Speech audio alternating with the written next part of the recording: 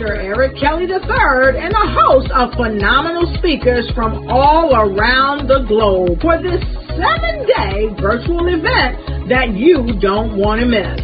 The mission of the Black Business Expo is to raise scholarship money from kids all the way from high school all the way from college. The Black Business Olympics is one of the largest Black business showcases in the world. It is an opportunity for businesses and companies to showcase their businesses globally. We are going to be giving away laptops up to $5,000 away to students.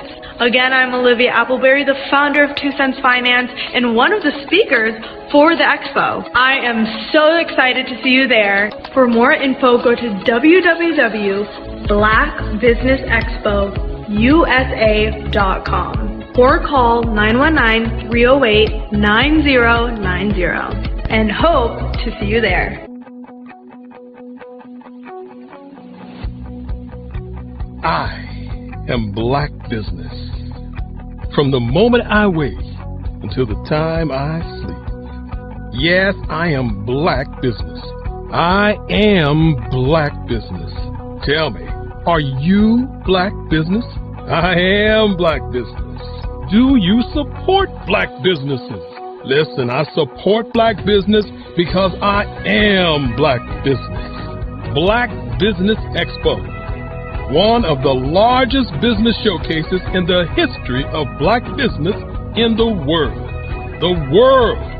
Sign up today at www.blackbusinessexpousa.com or call 919-308-9090. I am Black Business. I am Black Business. From the moment I wake until the time I sleep, I am Black Business. I am Black Business. Are you Black Business? I am Black Business. Do you support Black businesses? I support Black business because I am Black Business. Black Business Expo, one of the largest business showcases in the history of Black America in North Carolina. Join Dr. Eric Kelly III and a host of phenomenal speakers from all around the globe for this 7-day virtual event that you don't want to miss. The mission of the Black Business Expo is to raise scholarship money from kids all the way from high school all the way from college. The Black Business Olympics is one of the largest Black business showcases in the world. It is an opportunity for businesses and companies to showcase their businesses globally. We are going to be giving away laptops up to $5,000 away to students. Again, I'm Olivia Appleberry, the founder of 2 Cents Finance and one of the speakers for the expo. I am so excited to see you there. For more info, go to www.blackbusinessexpousa.com or call 919-308-9090 and hope to see you there.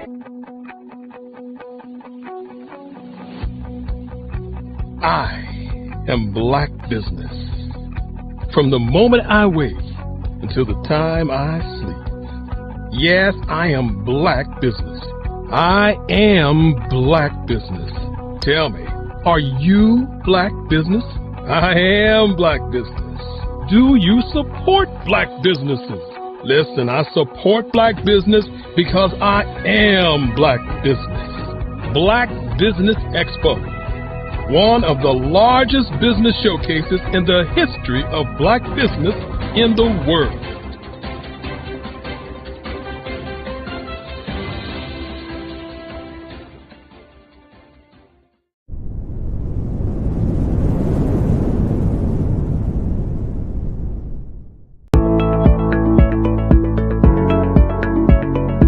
Prepare for what's coming and dominate in economic winter.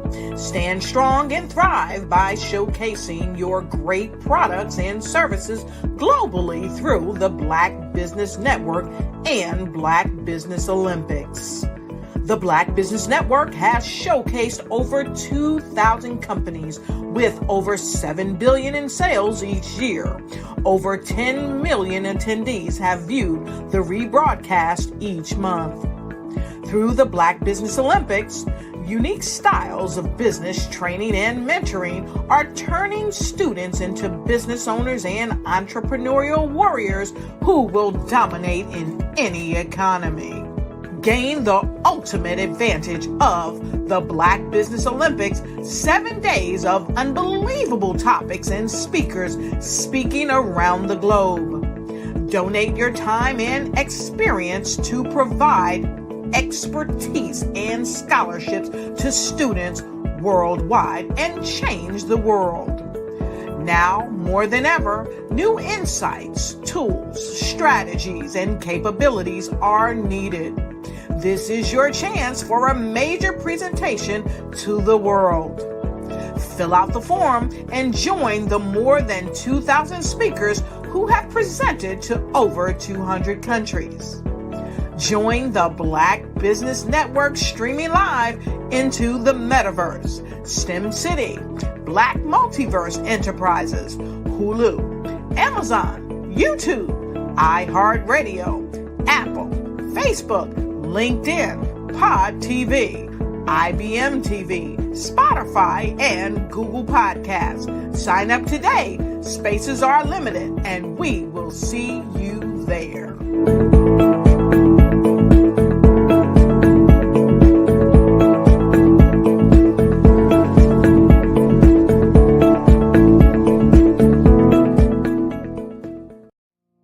Did you know that approximately 333.34 million businesses exist today, according to a report from 2021? And you may be one of those businesses, or maybe you're not in the business market yet, but you're aspiring to be a business owner. Well, guess what? You're in the right place at the right time. Because let's face it, everything is about timing and opportunity. Hi, my name is Dr. Lotus Richey, and I'm the CEO and founder of the Lotus Richey Coaching and Consulting LLC, along with the Lotus Richey Ignite Show. 15 minutes of success with Dr. Lotus Richey, as well as books to boom your business and bring who you are. And today, I want to bring this amazing message to you about the Black Business Network and the Black Business Olympics. See, the Black Business Network and the Black Business Olympics is designed to help people just like you, that's right, that look like me, to take their business to the next level. Not just in your front yard or your backyard, but globally. The Black Business Network and Black Business Olympics is designed not to just help you survive, but to help you thrive. So join us today as we come together with businesses all around the world to support our students, our children, our young teens, our young entrepreneurs. What we do is we come together to help raise funds for students who are aspiring to be business entrepreneurs, who are aspiring and who are thriving in college. We endow them with a wonderful opportunity to gain scholarship of either a laptop or several thousands of dollars. And we invite you to help be a contributor to this amazing opportunity to help someone that looks just like you. So join us today at our website and let us connect with you and help you ignite and take flight in every area of your life on the Black Business Network and the Black Business Olympics. I'll see you on the other side.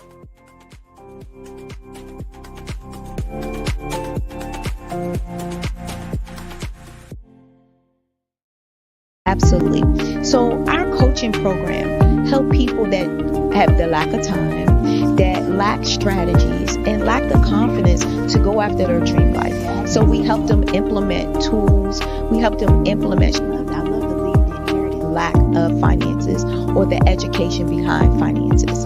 But it wasn't until I lost my firstborn, my only son, that life changed for me. And where I was going after it all, living the corporate life, hit my 6-figure income and living in my dream house with my dream man, driving my dream car. Wow. I nearly lost it all when I lost my son. And so I realized it only takes one financial catastrophe that can change your entire life. That's what made me start All New Beginnings. Because no matter what's going on in life, there's a new beginning. And because of that, we develop a program called Wise Minded. My little slogan is, don't just dream it, let's live it. If they want to connect with you or work with you, what is the best ways for them to be able to do that? Well, for my social media guru, you can connect with me on every single social media platform as Tanya T. Rose.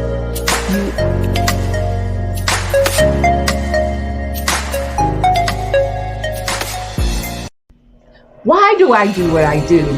You know, my life coach asked me that a few years ago. And she said, Tony, what's your why? And I told her, and she said, girl, you've already accomplished that. Perhaps you need a new why. Hi, Tony Harris, Amy Hoydu with Say It Said Marketing, one of your students. And just wanted to say thank you, Tony Harris, for spending so much time with me and giving me that boost in my business that I so drastically needed.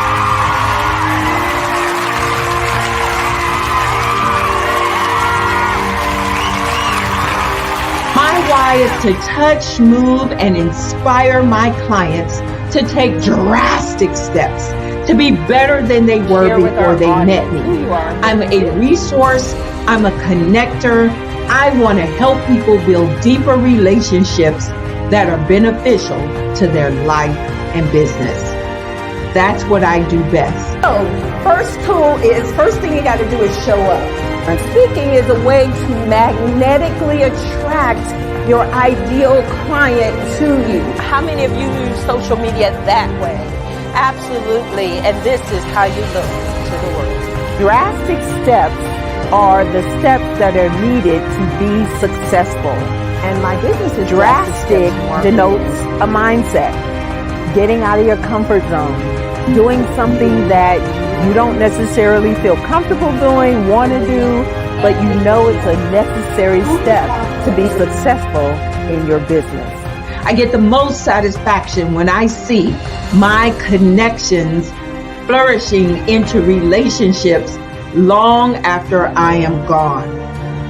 Hi, my name is Jasmine Augustine with Media Jasmine, and I've joined several networking and referral groups in the area. And Network in Action Northeast Houston with Tony Harris Taylor is one of the best organizations that I've joined. I love that piece of what I do, and it is what fuels my fire.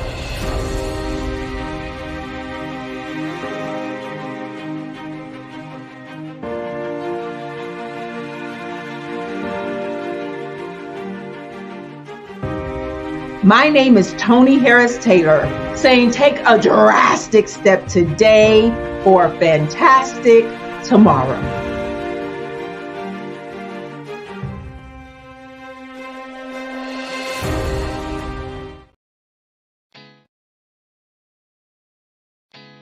Did you know women represent just 3% of Fortune 500 CEOs and less than 15% of corporate executives at top companies worldwide? Have you wondered what the secrets are to getting into the top ranks, whether in the private or public sector? Do you want to figure out how to stop being held back in your career or passed over for promotion? Then you're in the right place. Hi, I'm Dr. Madeline Ann Lewis, President and CEO of the Executive Women's Success Institute. I have decades of experience in the military, the federal government, and corporate America, and my mission is to help women succeed and tap into their full potential. I want to reach 1 million plus women around the world to become the leaders they are meant to be. So if you want to move into a management or executive level position, or maybe you are a female veteran transitioning out of the military into business entrepreneurship, then reach out to the Executive Women's Success Institute at 301-693-3284. Let us get you on the fast track to success. Hi, I'm Barbara Smith. Genius is common. My genius is executive coaching and professional corporate training. As the master executive coach and corporate training ambassador for the Genius is Common movement, I help business owners craft their stories in such a way that you know exactly what they do, what they have, and what they bring to the table. Many times as business owners, we are asked, so what do you do for a living? And we could be crushing in our businesses, but we're not quite sure exactly what to say in a short amount of time. Well, I help you take those stories that are the reason why you're in business and why you're so passionate about your business and craft them in such a way that people are drawn to you as opposed to being repelled by you. Because every conversation, every time you talk to someone about your business, you are excited about it. But are you really conveying what you do, what you have, and what you bring to the table? And do really people understand why you care so much and why they should care that you have the solution to their problem? Well, I'm here to help you with that. As a master storyteller, I can help you with your stories and spin them in such a way that they are intriguing and fascinating. People want to listen to you talk about your business. That's why at the Genius is Common movement, I am the master executive coach and professional training ambassador. That's my genius. And genius? Oh yeah, it's common. I was born in a little village on the island of Haiti. Many deadly diseases pounded me. It is as if they were on a mission to end my existence on this earth. I refused to give up. In 1983, I left Haiti and came to the United States of America. And I came with $5, 2 shirts. I didn't speak in English. I came to Atlanta. I got a job. I was a doorman. I was a doorman with a dream. What I used to come on stage. I'd rehearse this moment that I'm standing in front of you. That's the power of a dream. Maybe today is the day you begin acting as if you already have it. And then step out with full force. Take a risk. No condition is permanent. Don't let your situation distract you. You are chosen. You are called. You are born for a purpose in this life.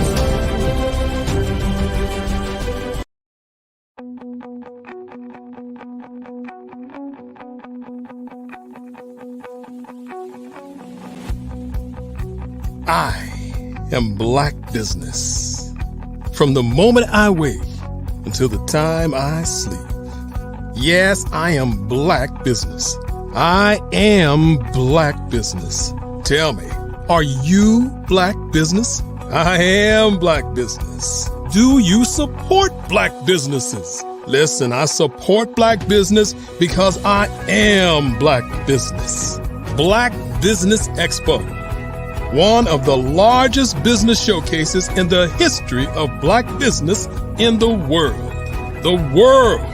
Sign up today at www.blackbusinessexpousa.com or call 919-308-9090. I am Black Business.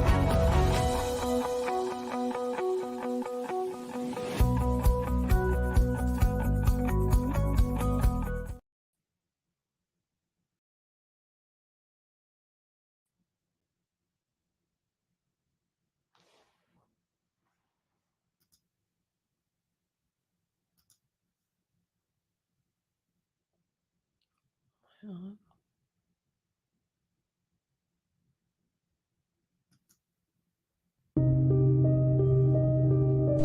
Black Business Expo is changing my life. This year, they are giving away laptops and even $5,000 in cash to students just like me. I'm Alexis, and I want to go to college to fulfill my dream of becoming an entrepreneur. Help the Black Business Expo going to www.blackbusinessexpousa.com and also becoming a vendor, a sponsor, or donating.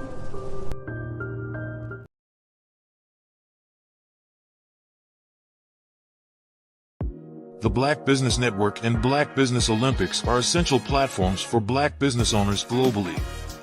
They provide the tools and support you need to succeed in today's competitive marketplace. Join us today as we collaborate together with businesses from around the world to support our children, students, and young future entrepreneurs, Black businesses and corporations. We raise funds for students going to college and young entrepreneurs who are aspiring to be business owners, and we invite you to be a contributor today. Visit the website www.blackbusinessexpousa.com to connect with and learn more about how the Black Business Network and Black Business Olympics can help you not only share your amazing business story to businesses, but also serve future generations. Hello, my name is David Jones, CEO and co-founder of the Hello LLC, where we help businesses build a culture, brand and experience, and leverage technology to pivot into Web3. Join the Black Business Network streaming live into Roku, Metaverse, STEM City, Black Multiverse Enterprises, Hulu, YouTube, iHeartRadio, Apple, Facebook, LinkedIn, Spotify, Twitch, and Google Podcasts. Tune in, turn on, and let's thrive.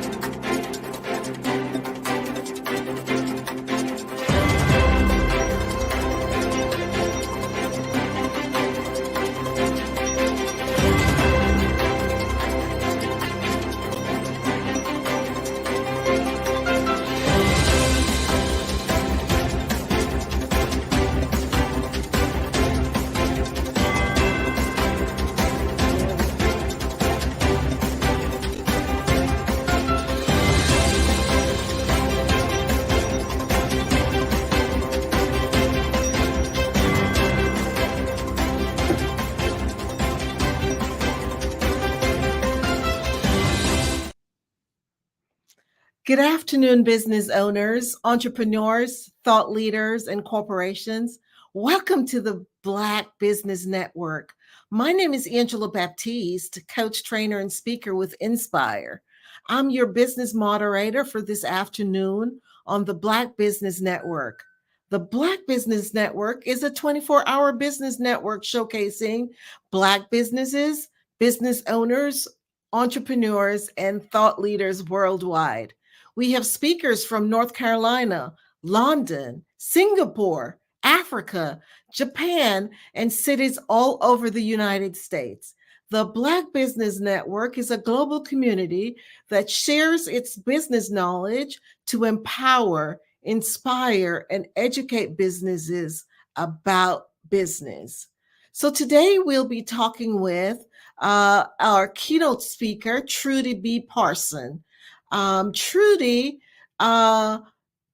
is founder and CEO of Fortify, the business launch firm, the only known comprehensive business support firm in the state of North Carolina.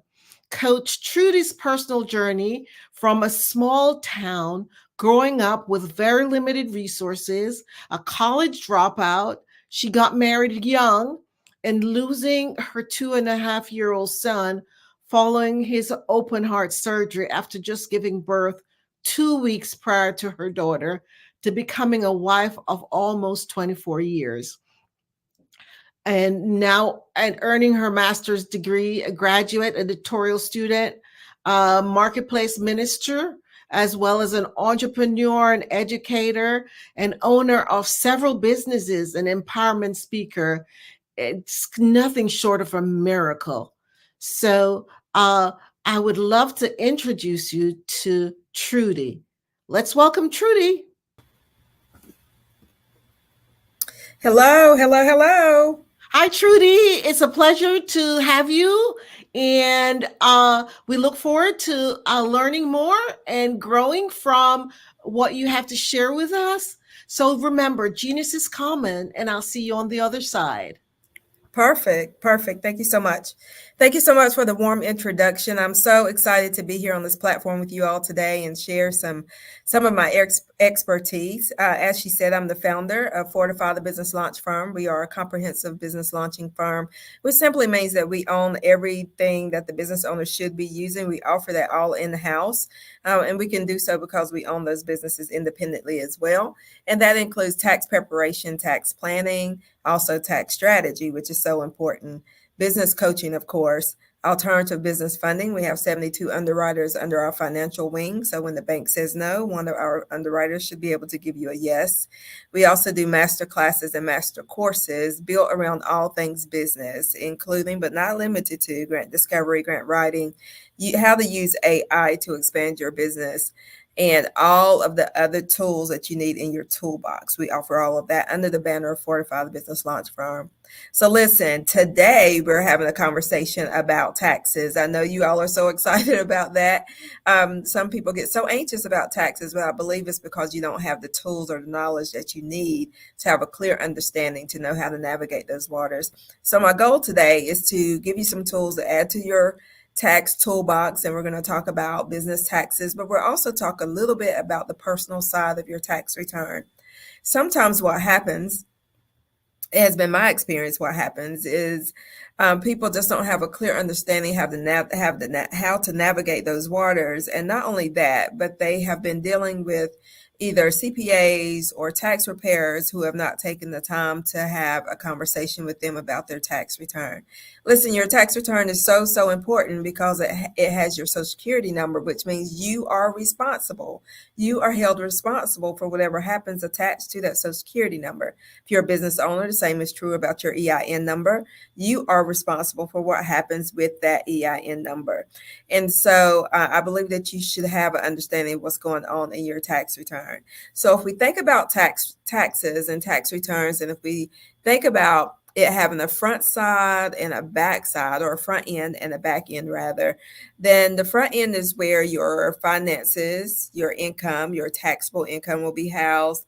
And on the back end is where you may have some certain credits that can be added to your tax return.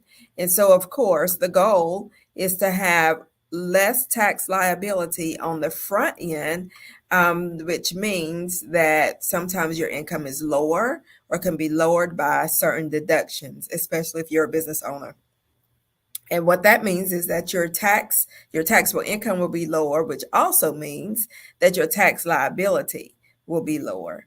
Okay, so we're going to talk through it just for a little bit, and I want to give you some several nuggets in regards to your taxes. And we'll talk business taxes, and we'll talk some personal taxes, because for a lot of people, it's all housed in one tax return if you're filing a Schedule C form. So for a lot of you, that is, if you're a small business, that is how your taxes are probably being completed, and you have all of this information compiled into one tax return. So we're going to unravel the complexities of business taxes and equip you with essential knowledge for your successful tax year ahead, because it's like literally right around the corner. So the IRS will begin accepting tax returns this coming January 23rd, I believe, is the processing begin date. And we do know that sometimes they will push that date out a little bit, but for now, it's January the 23rd. Understanding business taxes goes beyond compliance. It's integral to a company's financial health and growth. Effective tax management can optimize profits and ensure legal adherence. And the most important thing I want you to remember about business taxes is a lot of times it is what will break a business. Not filing correctly can really in your business. So this is so important. Some people avoid this topic because they're afraid of it. And most of the fear comes from just not having an understanding. And so I hope to eliminate some of that fear and that you will be proactive about your taxes moving forward. So we'll start by laying the foundation with the fundamentals of business taxes. We want to explore the recent updates for 2023 tax year, which is the year that you'll be filing in 2024, right? Some people get confused about that verbiage. So the 2023 tax filing year is filed in year 2024, and 2024 will be filed in 2025 and so forth. All right. So first, let's talk about what the definition of business taxes even is. It has a spectrum of levies imposed on the company's income, profits, and activities. These taxes include income tax, employment tax, and other industry-specific levies. So different business structures such as sole proprietorships, partnerships, corporations, and LLCs have distinct tax implications. So they're taxed differently. So your business entity may not be the same tax structure that you decide to have. For instance, you might decide that you want an LLC for a business structure, but you can have a S Corp as your tax structure. Why would you want to do that? So you would want to do that depending on your business, depending on the income of the business. You would want to do that to change the way that your business is actually taxed. And for instance, pass-through entities like partnerships pass income to owners, while C corporations face double taxation. And absolutely nobody wants to have double taxation if that is not working for your business, right? And I think most of us would say, double taxation, I'm going to pass on that. So you need to know what it is you need to do in the tax structure you need to choose or entity, even if it's not the same as your business entity. Again, for example only, you can have an LLC business entity, but have a S Corp tax structure, which means that you will be taxed as a S Corp, even though your business is a LLC. All right. So tax obligations and deadlines. Compliance with tax obligations is critical. Sole proprietors usually pay taxes quarterly, while corporations have different filing deadlines. Missing these deadlines can result in penalties, and nobody wants the penalties, right? So we really don't even want the taxes. So we definitely don't want anything extra piled on top of that called penalties. Understanding deductions, credits, and exemptions is key. Deductions reduce taxable income, while credits directly lower the tax bill. Let me say that again. Remember, we talked about the tax return having a front side and a back side, or a front end and a back end. And so what we're talking about there is where the deductions hang out on the front end and the credits hang out on the back end of your tax return. And so we want to make sure that we consider some tax updates too. And I'm going to circle back to that because I want to mention the BOI, the Business Transparency Act that they have imposed on us, right? Or they have added for business owners to be transparent, to give more transparency to the government about operations of the business and who's operating the business. So we'll circle back to some of those updates in just a moment. I want you to think about the impact on businesses that taxes have. These changes may influence businesses differently. For example, revised R&D tax credits might benefit tech companies, while alterations in deductions might affect small businesses differently. So anytime the IRS makes changes, it's going to affect people in different ways, different people in different industries in different ways, but maybe not affect us all as business owners the same. So that's why it's important to keep up with what those changes are and speak with your CPA or your tax preparer as to what the changes are for the upcoming year. Listen, this is why tax strategy is so important, and tax preparation and tax strategy are totally different things. Tax preparation, you give somebody your information. and they do just what it says. They prepare your tax return based on the information you provided for them.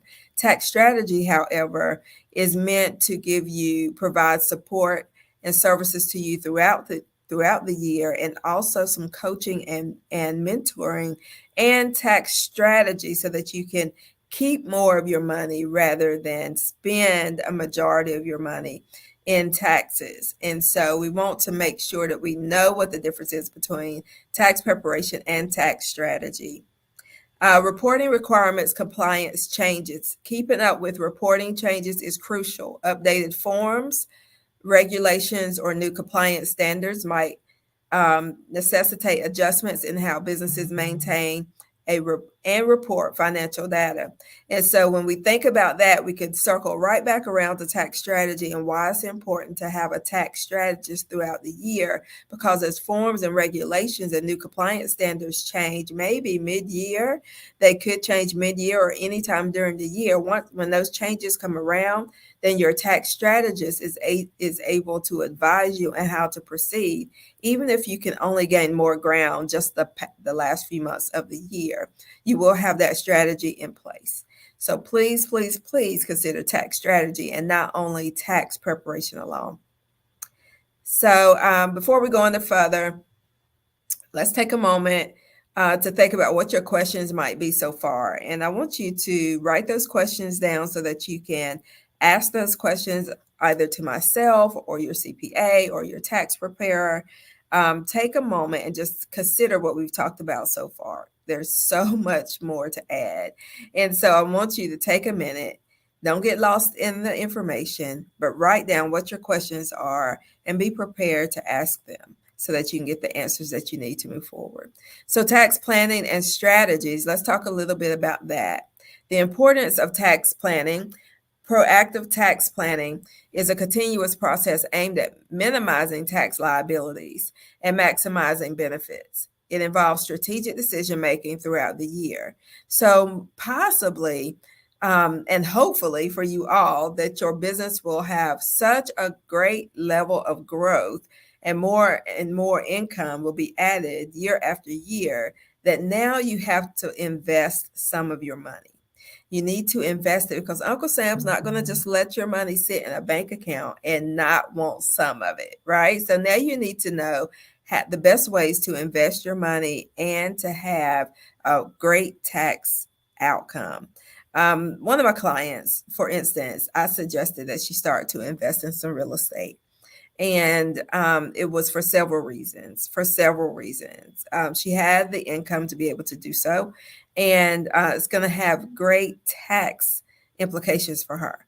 So the results that she gets from that, but does that apply for absolutely everybody? Absolutely not. It depends on your situation. And because I am her tax strategist, I'm able to advise her in the best way, the best thing and the best way that's going to work perfectly for her.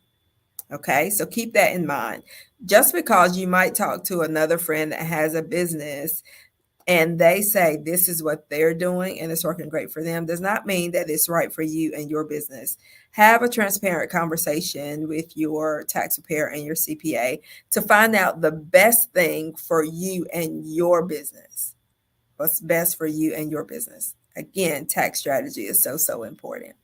So we want to talk about maximizing deductions and credits. So leveraging deductions and credits is crucial. Exploring available options like accelerated depreciation or energy efficient property credits can significantly reduce taxable income.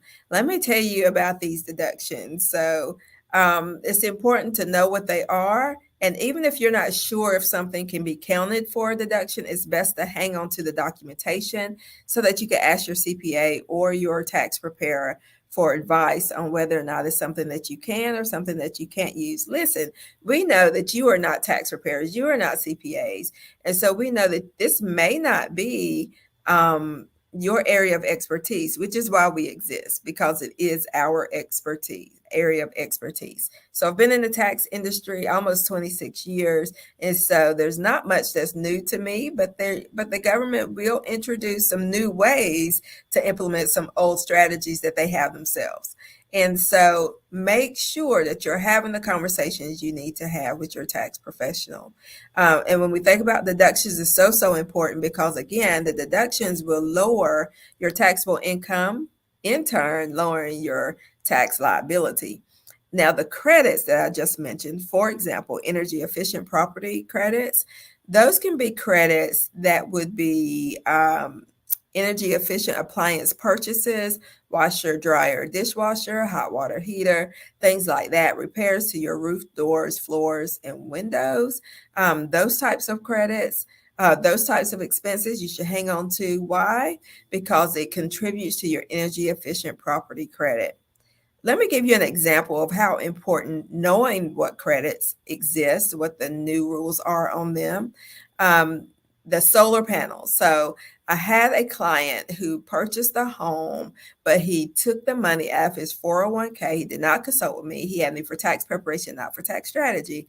And so he had not consulted with me between the last time he prepared his taxes and the next time. So the next time he prepared his taxes, he had taken money from his 401k to purchase a house. And he is not of the age where he would avoid penalty or interest. And so he had, taxes.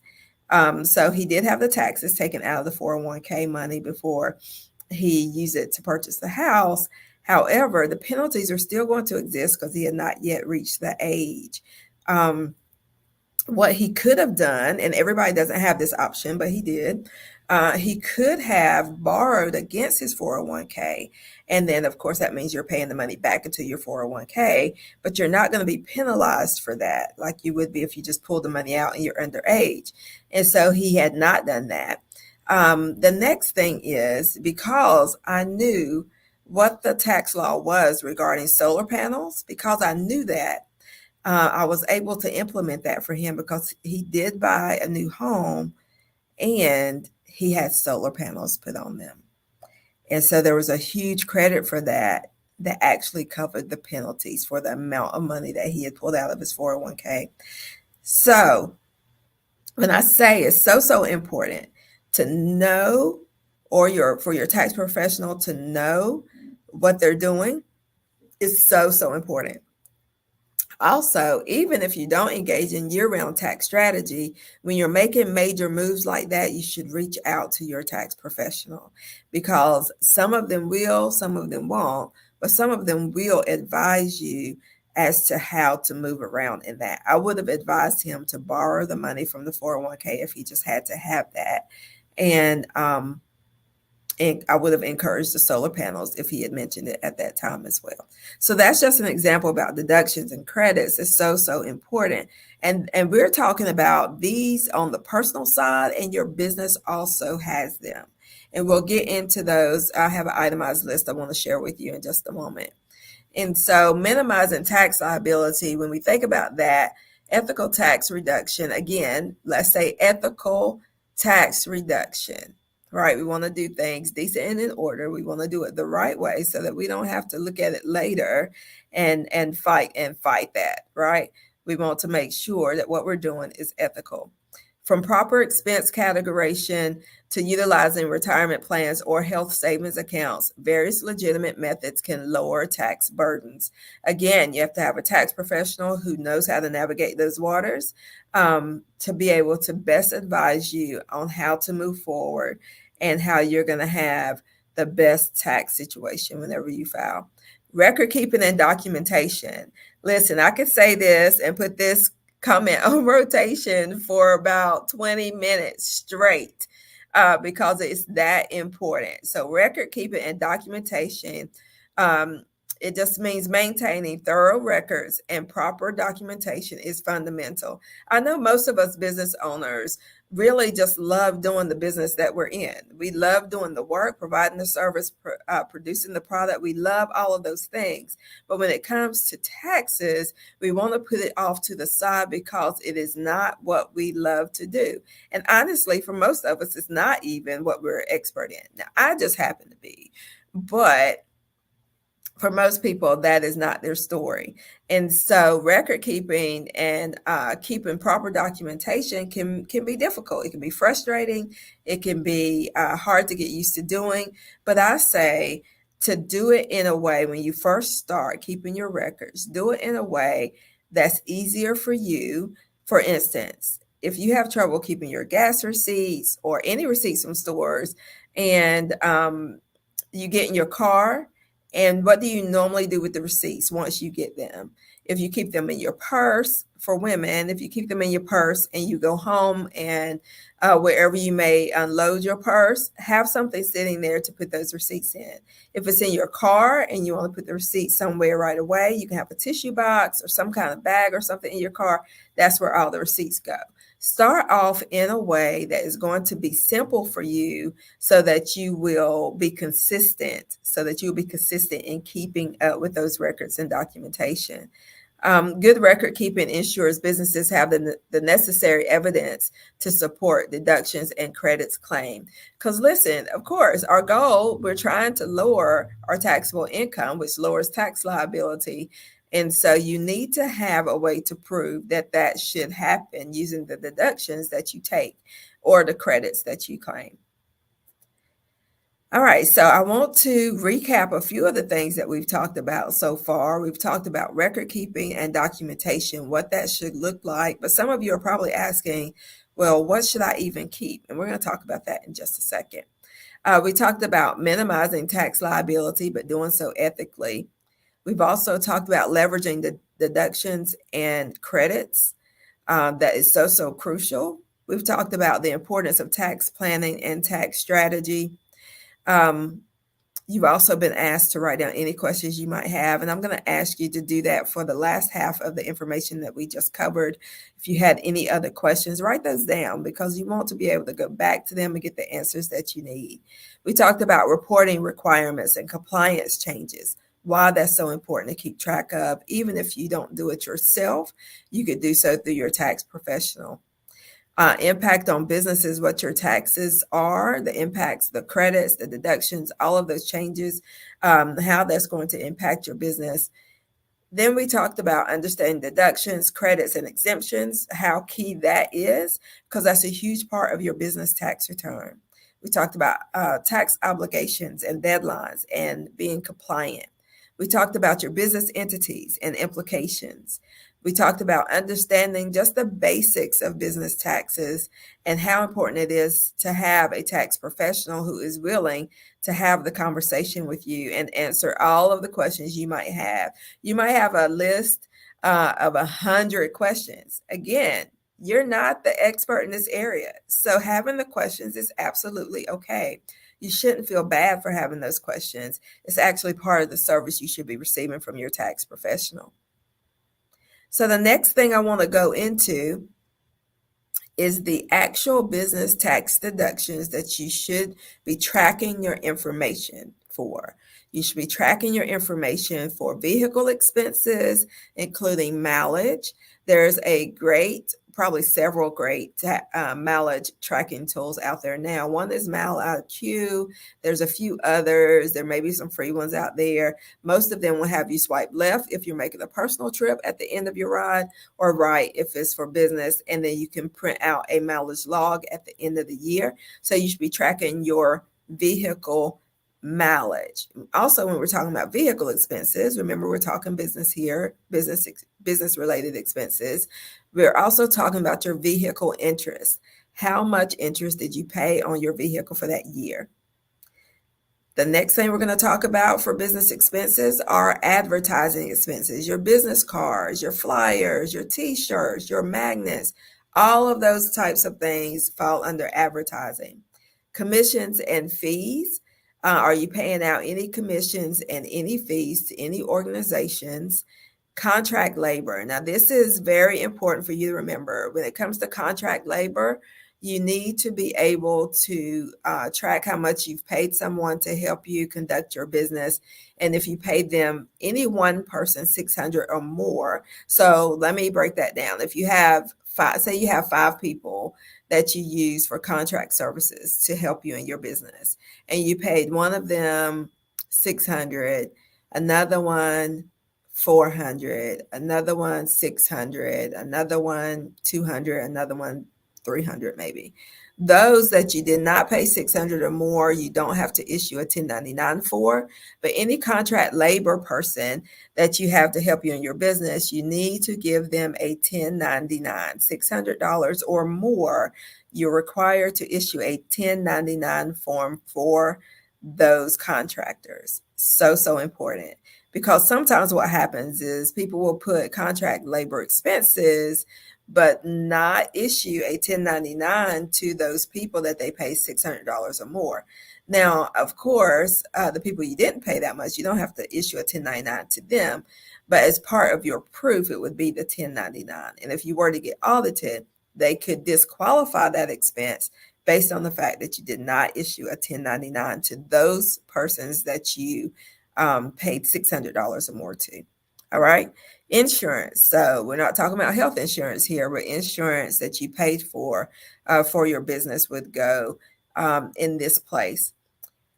The next thing would be mortgage interest. So maybe you operate your business out of a building that you're paying for, that you're buying.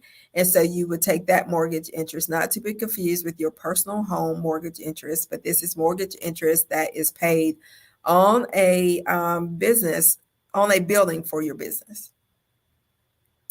Legal and professional fees. So if you had attorney fees, or if you had the fees associated with establishing your business, those types of fees would go there. Rent or lease. So if you're renting a space or leasing a space, vehicles, machinery, or equipment, or actual business property, then you would also write off those deductions. I know it's a lot of information, y'all, so please write down your questions because I want to be able to answer them if you have them later, okay? Repairs and maintenance, that's another expense that you may have, and that could be on equipment that you're using for your business. If you're using your vehicle for your business, it could be used there, but you want to account for all your repairs and maintenance. And all of these I'm listing. Remember, you need to have your documentation for them, not just a business. Some people say, can I just use my bank statement? I have one business card or whatever that I use for my business, and I could just get the statements and do all of that and then just mark through them what they are. If you were to get audited, it's up to the auditor to determine whether they want receipts and statements, or if they're even going to bother with your statements. They may just ask for actual receipts. So I encourage everyone to keep your receipts. Keep your receipts, even if you have bank statements. All right. So the next thing on the list would be supplies. So office supplies and regular supplies are two different things. Office supplies or office expenses is probably how it's listed on your Schedule C. Office expenses could be a desk, it can be a chair, it can be like staples, paper, those types of things. So other supplies to operate your business, say you have a trucking business and you have to buy towels, you have to buy cleaning supplies, things like that for your truck. So those are the types of things that will be listed there. Again, office expenses and supplies are two different expenses, and you should break them up accordingly. Taxes and licenses. So if you're having to pay for a business license, that is where that would go. If you're in the transportation business, then you would pay for your driver's license if it's renewed and things like that there. Travel, meals, and entertainment. So travel, business-related travel, you would keep track of that, whether that's air, bus, train, hotels, hotel stay, all of those expenses would be listed as well. Meals and entertainment. So you want to keep track of what you're paying for food, for business-related food, and entertainment that you may be experiencing out, or maybe you had something, maybe you had an event that was catered, but it was for business, then we would list that under other expenses.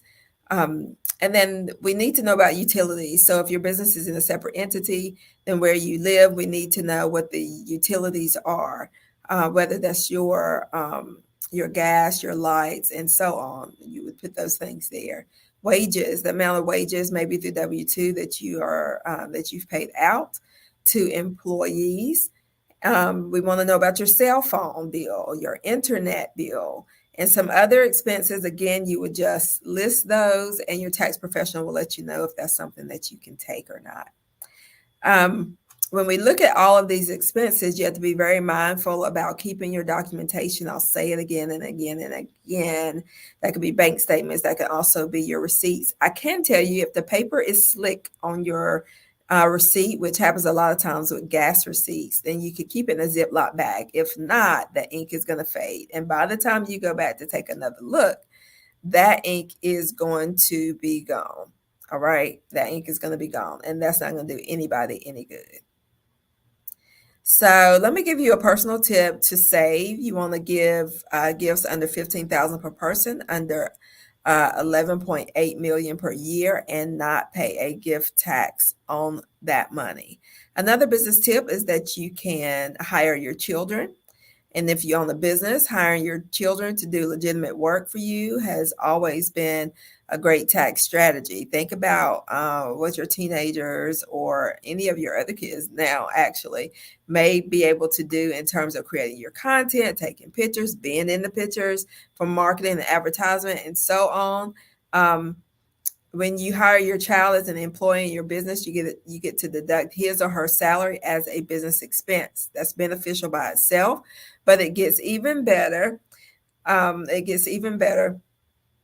Your child will have to pay tax on the salary only to the extent it exceeds the standard deduction amount for the year. So if you're familiar with standard deductions, you've probably heard them before. It's a little over $12,000 for singles. And for a married couple, it would be more than that. But whatever you're paying your child, as long as it stays under the standard deduction, then they don't have to pay taxes on it. Okay. And you remember, I just said it's a little over $12,000 that you can write off from your salary. Let me give you an example of what that looks like. So Carol hires Mark, her 16-year-old son, to perform data entry services for her accounting business, which she owns as a sole proprietor. He works 10 hours per week, and she pays him $20 an hour, the going rate for such work. And remember, what you're paying your child has to be the going rate for the work, right? So for producing flyers, we can't say that we pay them $1,000 a flyer, right? Really doesn't make sense. It has to make sense. Over the course of a year, she pays him a total of $12,000. When she does her taxes for the year, she may deduct his $10,000 salary from her business income as a business expense. Since Mark's salary is less than the standard deduction, he pays zero income on it. And so I hope that makes that a little more clear. And they have a lower tax bracket. So you can benefit from your child's lower tax bracket. You can pay your child more than the standard deduction amount and still come out way ahead on your taxes. This is because your child will likely be in a much lower tax bracket than you. For example, in 2019, a child need only pay a 10% tax on taxable earned income up to $9,700. Taxable income means total income minus the standard deduction. Thus, a child could earn up to $21,900 and pay only a 10% income tax on $9,700 of it. That's $970 in tax on $21,900 in income. Let me clarify that there. And it's so important that you hear me clearly, because this is saying if you pay them more than the standard deduction, they'll have to pay taxes on it. But because their tax bracket is lower than what your tax bracket is, they're going to be taxed at a lower percentage. And so sometimes what people will do is pay their child the excess, especially if they know that their tax interest is 25-30%. Right? It's much better for the child to pay the 10% than it is for you to pay the 25-30%. Again, this comes down to tax strategy and having those clear conversations with your tax professional. Your child must be a real employee. Let me say that again. Your child must be a real employee. Don't just say it. Remember, we're doing things ethically, right? And then the way that you navigate their pay is going to be, has to be done strategically and correctly as well, for you to have the proper proof and paper trail.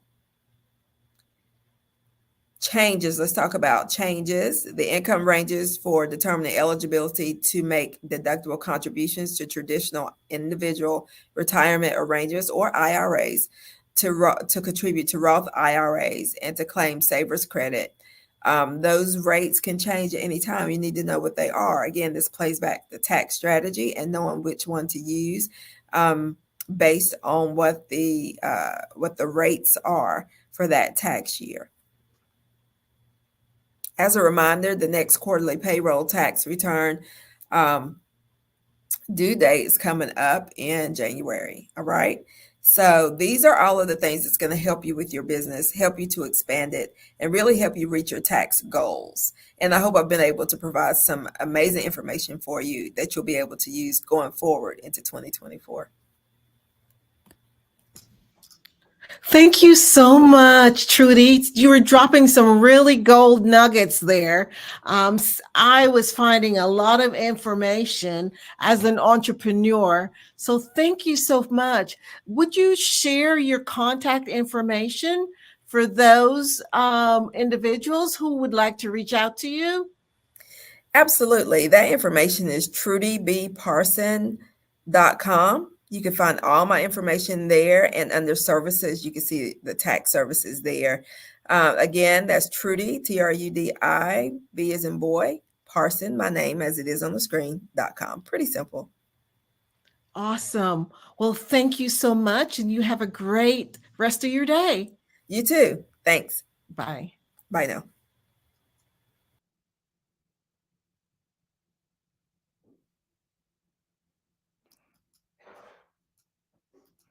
So thank you so much again. That was some great information for us as entrepreneurs and setting us up ourselves up for success. So it's a wonderful opportunity that we got to talk with Trudy. So let's go into what's going on for the scholarship. The Black Business Expo's mission is to raise funds for high school seniors going to college or K-12 entrepreneurs. This expo is a fundraiser for students. You may go to the www.blackbusinessexpousa.com to donate to the scholarship fund, or use Cash App that's on the screen below, and it's $BBX USA. Our goal is to give laptops and up to $500 to 10 students. And you can register online at www.blackbusinessexpousa.com. Every dollar counts. So we want to remind you to donate to the scholarship fund. We would really want to thank our Black Business Expo USA sponsors for the month of December 2023.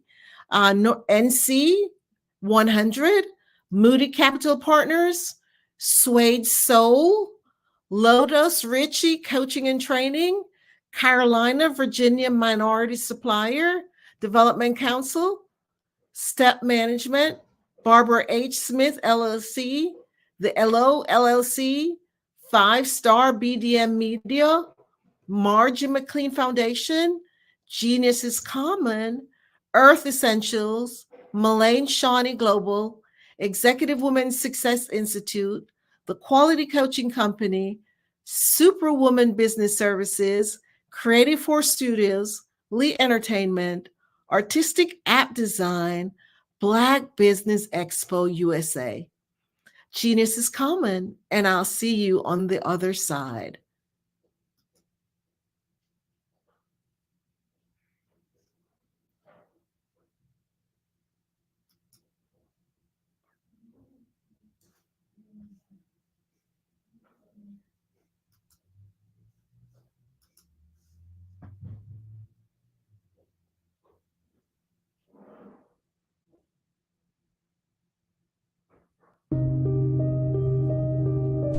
The Black Business Expo is changing my life.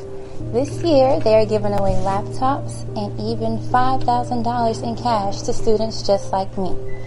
I'm Alexis, and I want to go to college to fulfill my dream of becoming an entrepreneur. Help the Black Business Expo going to www.blackbusinessexpousa.com and also becoming a vendor, a sponsor, or donating.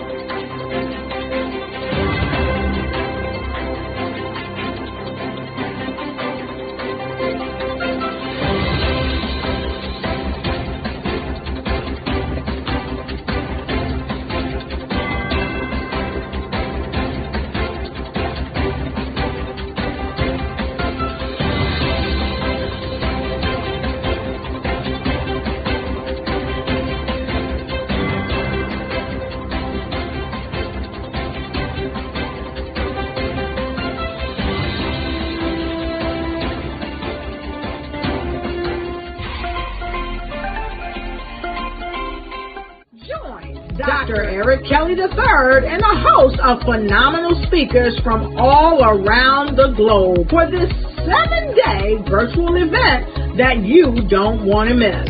The mission of the Black Business Expo is to raise scholarship money from kids all the way from high school, all the way from college. The Black Business Olympics is one of the largest Black business showcases in the world. It is an opportunity for businesses and companies to showcase their businesses globally. We are going to be giving away laptops up to $5,000 away to students. Again, I'm Olivia Appleberry, the founder of 2 Cents Finance and one of the speakers for the expo. I am so excited to see you there. For more info, go to www.blackbusinessexpousa.com or call 919-308-9090 and hope to see you there. I am Black Business. From the moment I wake until the time I sleep. Yes, I am Black Business. I am Black Business. Tell me, are you Black Business? I am Black Business. Do you support Black businesses? Listen, I support Black business because I am Black Business. Black Business Expo, one of the largest business showcases in the history of Black business in the world. The world! Sign up today at www.blackbusinessexpousa.com or call 919-308-9090. I am Black Business.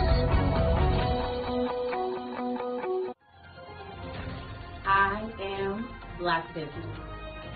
From the moment I wake until the time I sleep, I am Black Business.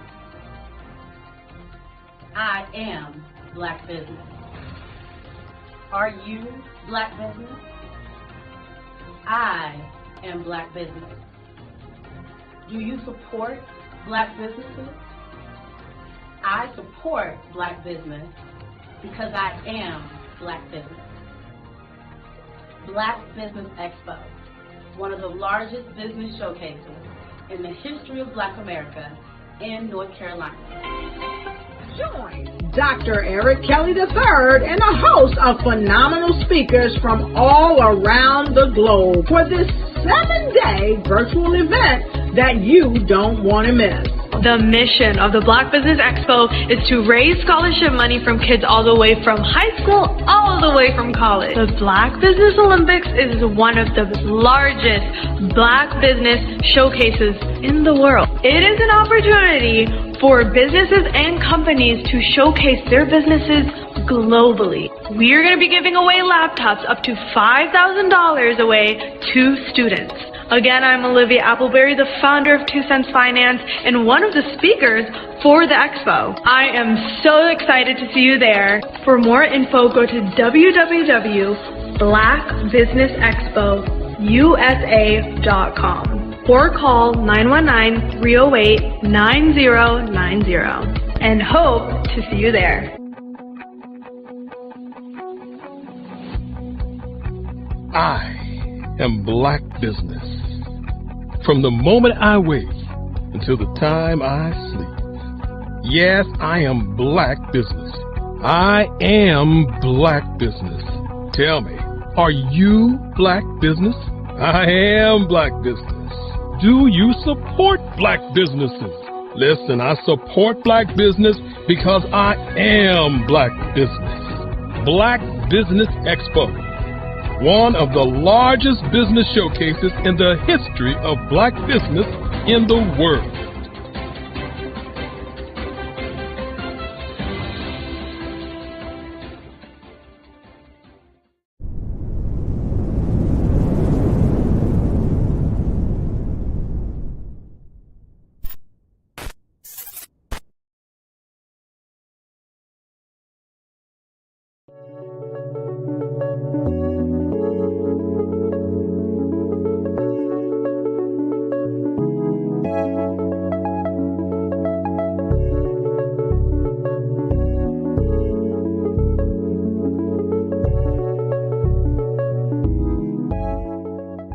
Passion has been around helping communities of color and historically underrepresented and underserved communities, minority, rural, veterans, persons who are differently able, in the intersection of education, innovation, technology, industry, and let's throw some entrepreneurship in there just for fun.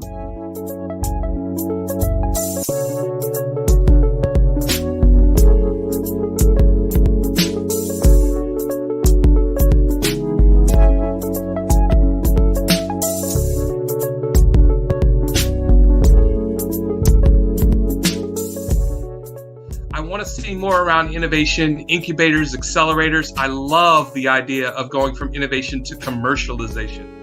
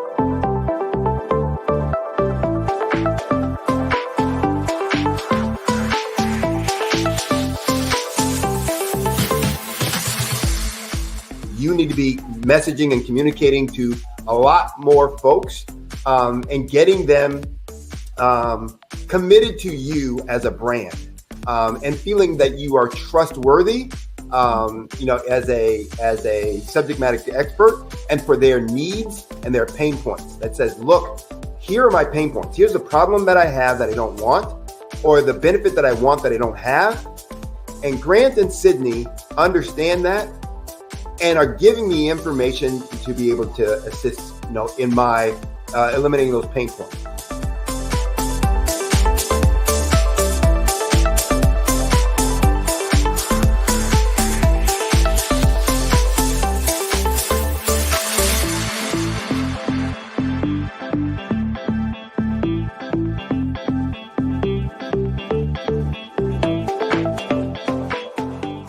You're going to get a lot out of this workshop.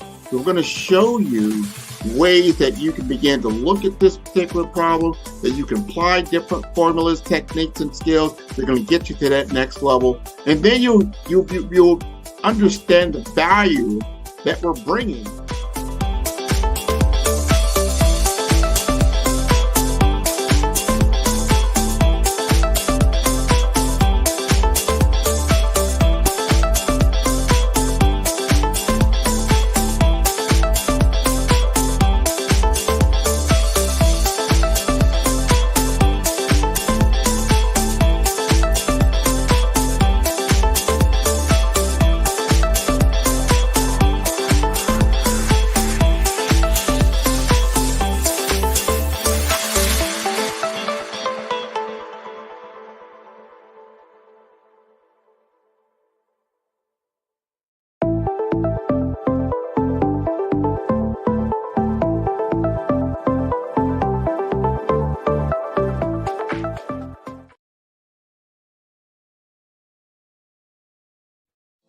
everyone, it's Grant McGaw, CEO of 5-Star BDM and host of the award-winning Follow the Brand podcast and TV series, where I help you to build a 5-star brand that people will follow.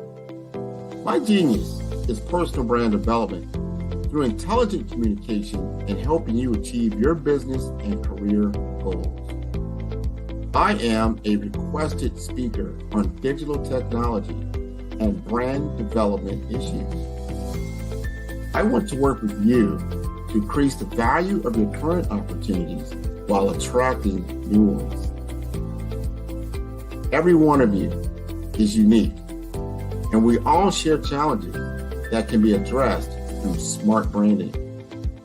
As a super connector, I work with you as an executive coach to guide you along the complicated business and career development road, providing the enhancement tools and information you need to succeed. Together, I will help you succeed in today's challenging business climate. I will evaluate and measure your progress. Best of all, I am right alongside you every step of the way. Build the brand called you. Genius is coming.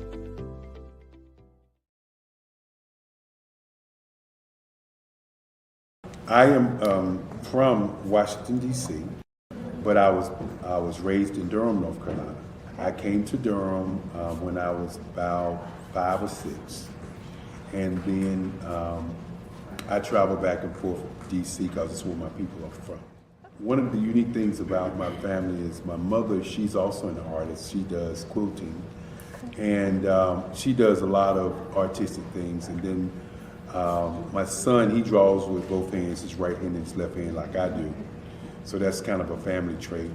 And then my other son, he's a videographer, and my daughter, she works, she's a regional vice president for Sunglasses. When you start out drawing and sketching, you want to continue to explore, each avenue. I do pastels, I do pen and ink, I do painting, I do acrylics. I haven't done oils yet, but I try to do all facets of art. What I say to a lot of times to people is, you can't put yourself in a box when you're an artist. You have to explore. And over the course of my life, I've tried to explore different mediums. I also do sculpture as well. I choose my subjects by the intensity that they have in their faces, or the intensity that somebody is moving, because I do more than portrait drawings. I also do I do abstract, and then I do figurative drawing also. Well, what happened in this particular show is that I started out trying to come up with something that would be a little bit different than what everybody else is doing. So I was working on a Barack Obama show, and they wanted me to do some paintings of Barack. And so what I did was, because of the deadlines, I kind of did it kind of fast. And then I realized when I was doing it fast, I enjoyed it. And so then I started doing other pieces the same way, and I started to enjoy those pieces also. And so I came up with this particular style, and it's a style of lines and colors. And what's interesting is that when I was in college, I did a show called Lines, Colors, and I talked about the boldness of the blacks, the hotness of the whites, and this is how this has come about, later on in my life. And the colors comes from a lot of the entertainers that I work with, where they wear different colors. They don't wear, your plain reds or your whites. They wear different colors, and so that's also another piece of what's giving me the colors. The subtitle of this show is Faces That Speak Life. That's real critical. Faces that speak life. Each one of these pieces is a life source and a life energy that's being put on display for people that are looking at them. I always say in terms of my art, it's not important that I draw them. It's important what you get out of what I draw. I don't try to just draw it because you like it. People wanted me to do prints. I didn't do prints. People asked me to do different people, But the people that I choose are people that make a difference in the lives of people in the world. So the human landscape idea was, again, as I say, the lines represent your emotions, it represents your ideas, and it represents your journey as a human being. And that's why you get the different pieces and the different looks. And as you notice, I try not to do one look that looks alike another look. And that's what's the most important part of this show.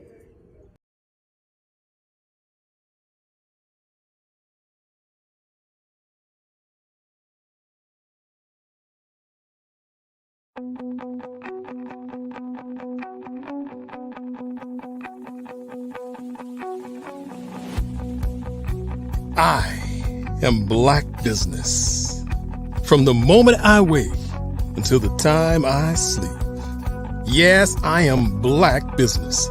I am Black Business. Tell me, are you Black Business? I am Black Business. Do you support Black businesses? Listen, I support Black business because I am Black Business. Black Business Expo, one of the largest business showcases in the history of Black business in the world. The world! Sign up today at www.blackbusinessexpousa.com or call 919-308-9090. I am Black Business.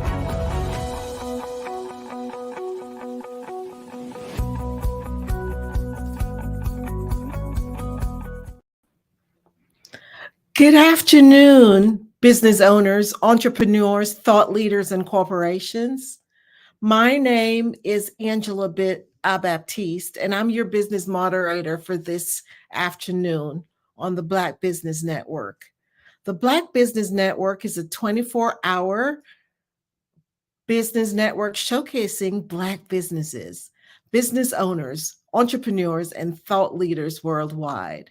We have speakers from North Carolina, London, Singapore, Africa, Japan, and cities all over the United States.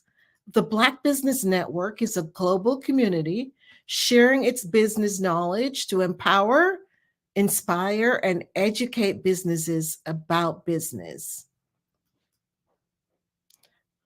Today, our next speaker is Damon House. And Damon is an accomplished portfolio manager with deep experience in transformation and innovation across the healthcare, telecommunications, and other industry verticals in commercial and federal contracting segments. He's known for driving and managing change and risk. He's an evangelist for digitally transforming and activating historically undeserved communities to support technology requirements now and in the future. A reputation for tireless collaboration and partnership building with minority-serving institutions, historically Black colleges and universities, non-profits, foundations, and corporations that empower residents regardless of age. He's a mentor and accelerate entrepreneurs as they transform our communities. I present to you Damon House.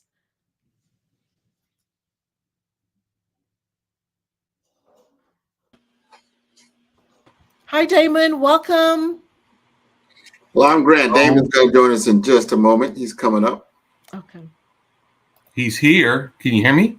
Yes. Hi, Damon. How are you? I'm doing well. I'm wondering what happened to my camera. I've been online. Interesting. Okay. I'm trying. I promise I'm just as funny looking as the promo that was shown earlier. And it is. Well, you go ahead and we'll get started, Angela. We'll get him to get his camera fixed. I'll kind of set the tone, and then we'll bring Damon out when his camera is ready to go. Okay, awesome. Yeah. No, he So, is. I'll just let you guys go ahead. Just remember that genius is common and I'll see you on the other side. Absolutely. Absolutely. Absolutely.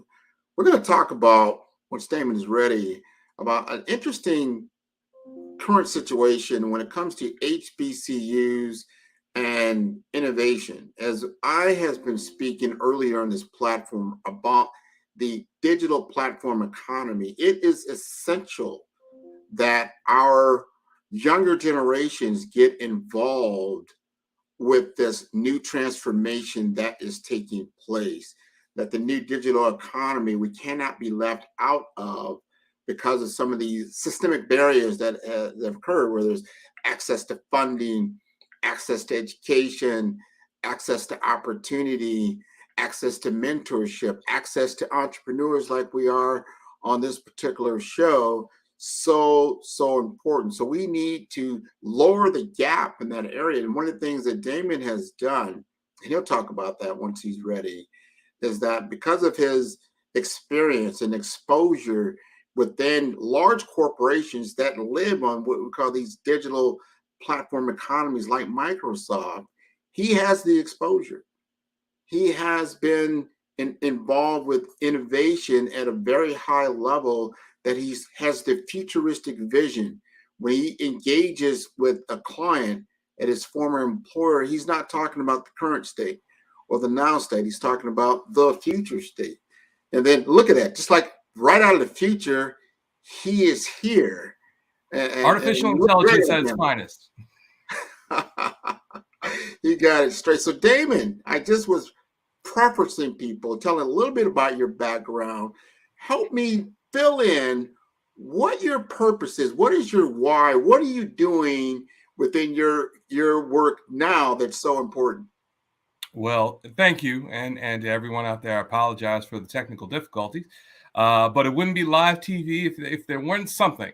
My name is Damon House, and part of my genius is to understand how to take ideas to impact.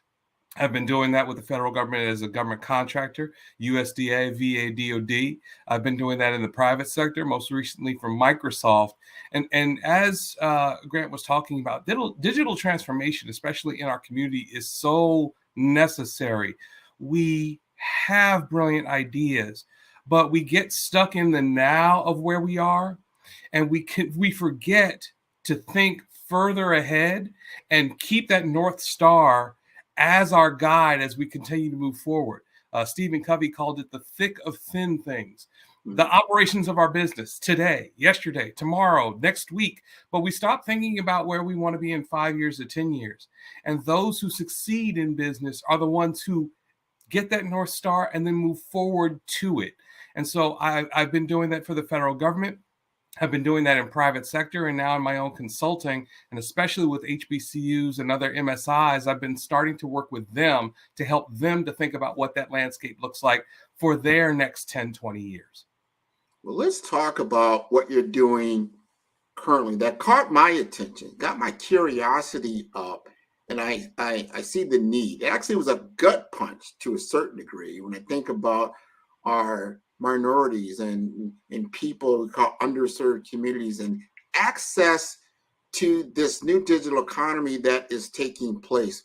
Why do you think there's such a need for innovation and entrepreneurship centers at HBCUs and MSIs? People don't know what MSI, that's minority serving institutions. Well, and it was a gut punch for me. Let me take a step back a couple of years, and I got to Microsoft. And I found out during orientation, all the free stuff that Microsoft has. That's great. But I heard that every student everywhere in the world can get Microsoft Office for free. And I go, wow, that's amazing. But I don't know if our students know that in HBCUs and some of the other minority serving institutions. I said, well, what else do we have? And I started looking through and seeing all these things. And I said, well, wait a minute, I got to bring these to these schools, because there are students graduating from HBCUs without understanding how to use Word and PowerPoint and Excel. And that's the software of business. Each of you out there listening has probably used one of those software tools at some point. Well, when we take that to the next step and we talk about innovation, innovation is a term, we all know the word, but we don't always know the language of innovation. So that we don't understand how to take a new idea from idea to impact. How do we create something brand new? How do we turn that solution into a new business? And so I've participated and helped to support accelerators and incubators, and we could talk about that a little bit more. But people come in and they go, I got this idea and I want to build this thing. That's great. How do you know that you're customer obsessed? How do you know that somebody's going to give you money to do it? There's more to it than just saying, I got an idea and I want to start a business. You have to build for long-term success. Well, let's talk about that. Now, in the HBCU world, as you got involved through industry and you started to see and a lot of people, especially a lot of people on the show, might have attended HBCU. I'm going to put something out there for FAM, because I love FAM, right? But down here in Florida, we'll talk about Bethune-Cookman and Florida Memorial, Edward Waters. But we're going to talk about HBCUs right now. What if they feel they already have a center in place? Hey, we already have something in place. Talk to us about that. Well, and a lot of, and I'll say most HBCUs have innovation or entrepreneurship centers, some type of center that they claim. And the challenge is that there are such disparities in how they are operated, how they have partners, and especially how they have funding. And so there's not necessarily a level of parity across these centers. Some are innovation centers, and some are not necessarily innovation centers, but they're centers for a specific industry or technology sector. Some are entrepreneurship centers, but maybe they don't have the necessary connections to help a student, a member of faculty, or a member of the community to really understand how to launch the business, how to get your taxes right, as we saw in the previous speaker, how to file patents if you believe that you have new technology. There really needs to be more of a foundational underpinning that gets them all at the same level. I will say there's one school, and I won't name names because I'm nice, where they have a center and it's around a technology sector, but it's really a room run by a guy, great guy, really like him, but the executive team brings people in to his center to show it off for potential partners. It's not really driving research or innovation or entrepreneurship through the school. And there's so much more that we can do because we know our businesses are so rich and so vibrant. We need to pass that down to the students and to the next generation so they understand how to do that as well. That's so important. Innovation plus leadership. Mm-hmm. And that leads me to the next question around university research. You just kind of played on that and their role in development. What do they need to do to make the innovation program more robust? Well, so a lot of HBCUs historically, they were liberal arts schools. So they were schools that said, hey, how to be a nurse, how to be an accountant, how to be something very generic. And it is only been more recently where schools have deep technology and industry experiences. Let's think about the 1890s, the 1890 land grant institutions, or those that do agriculture. So they have deep research in agriculture. That's fantastic. Students are graduating with agricultural degrees. They're getting these jobs. But now, how many innovators and entrepreneurs at those schools are creating new solutions in agriculture based on the research from those universities?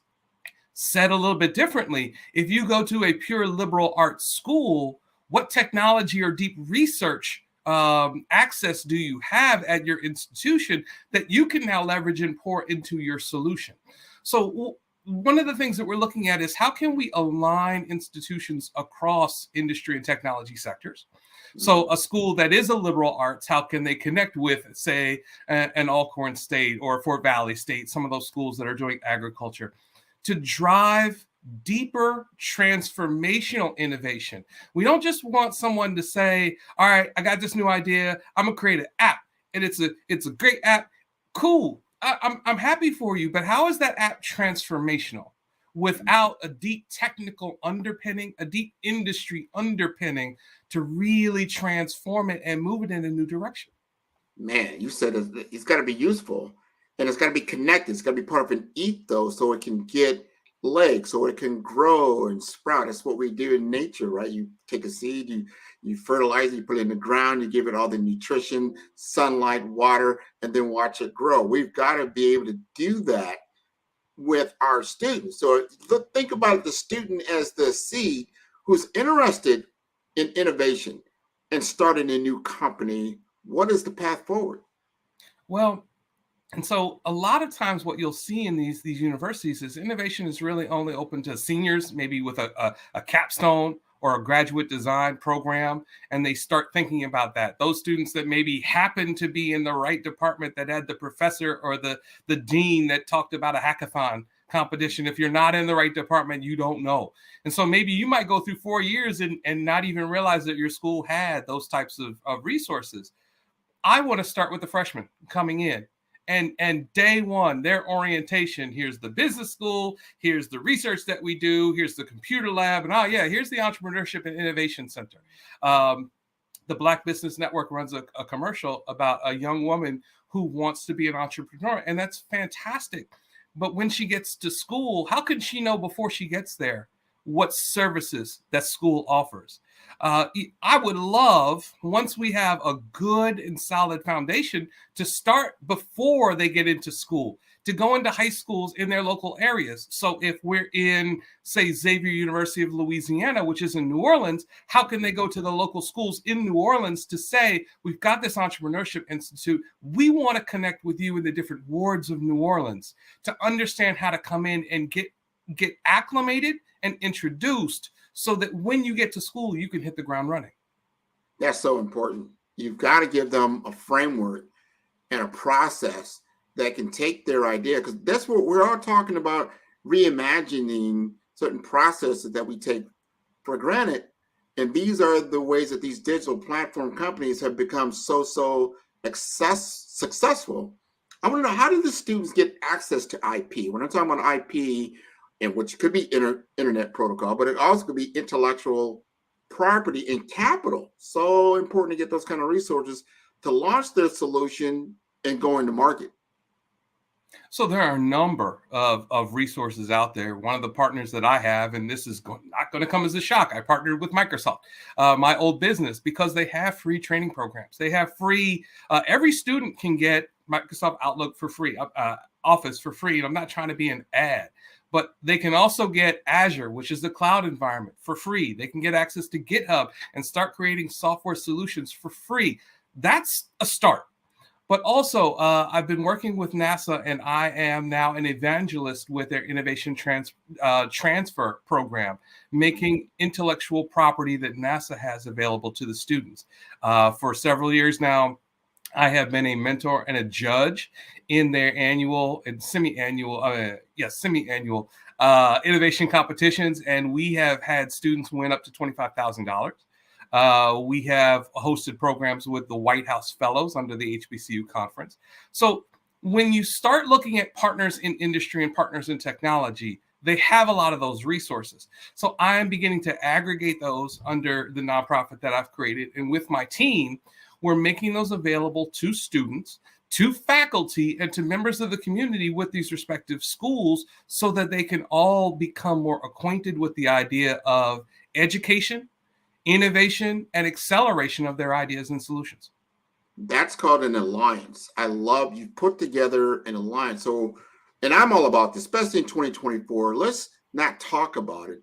We've got to walk it. It's got to be a living experience. So like, hey, I'm interested, me and you, we've talked to some of the counties for schools down in, just in the K through 12 arena. Now you've got programs for the HBCU or the a collegiate area, right? And then we get into the master's program. But then we've got, and I always love this, when I went to school, Bell and Howell came to me as a senior in high school. And I'm not sure what I was going to do. I didn't even know anything about Bell and Howell at the time. They were a tech company, but they came directly to our school, sat down and said, hey, as you start looking at what you want to do, take a look at a program that I have set up. This was the program that became DeVry Institute of Technology.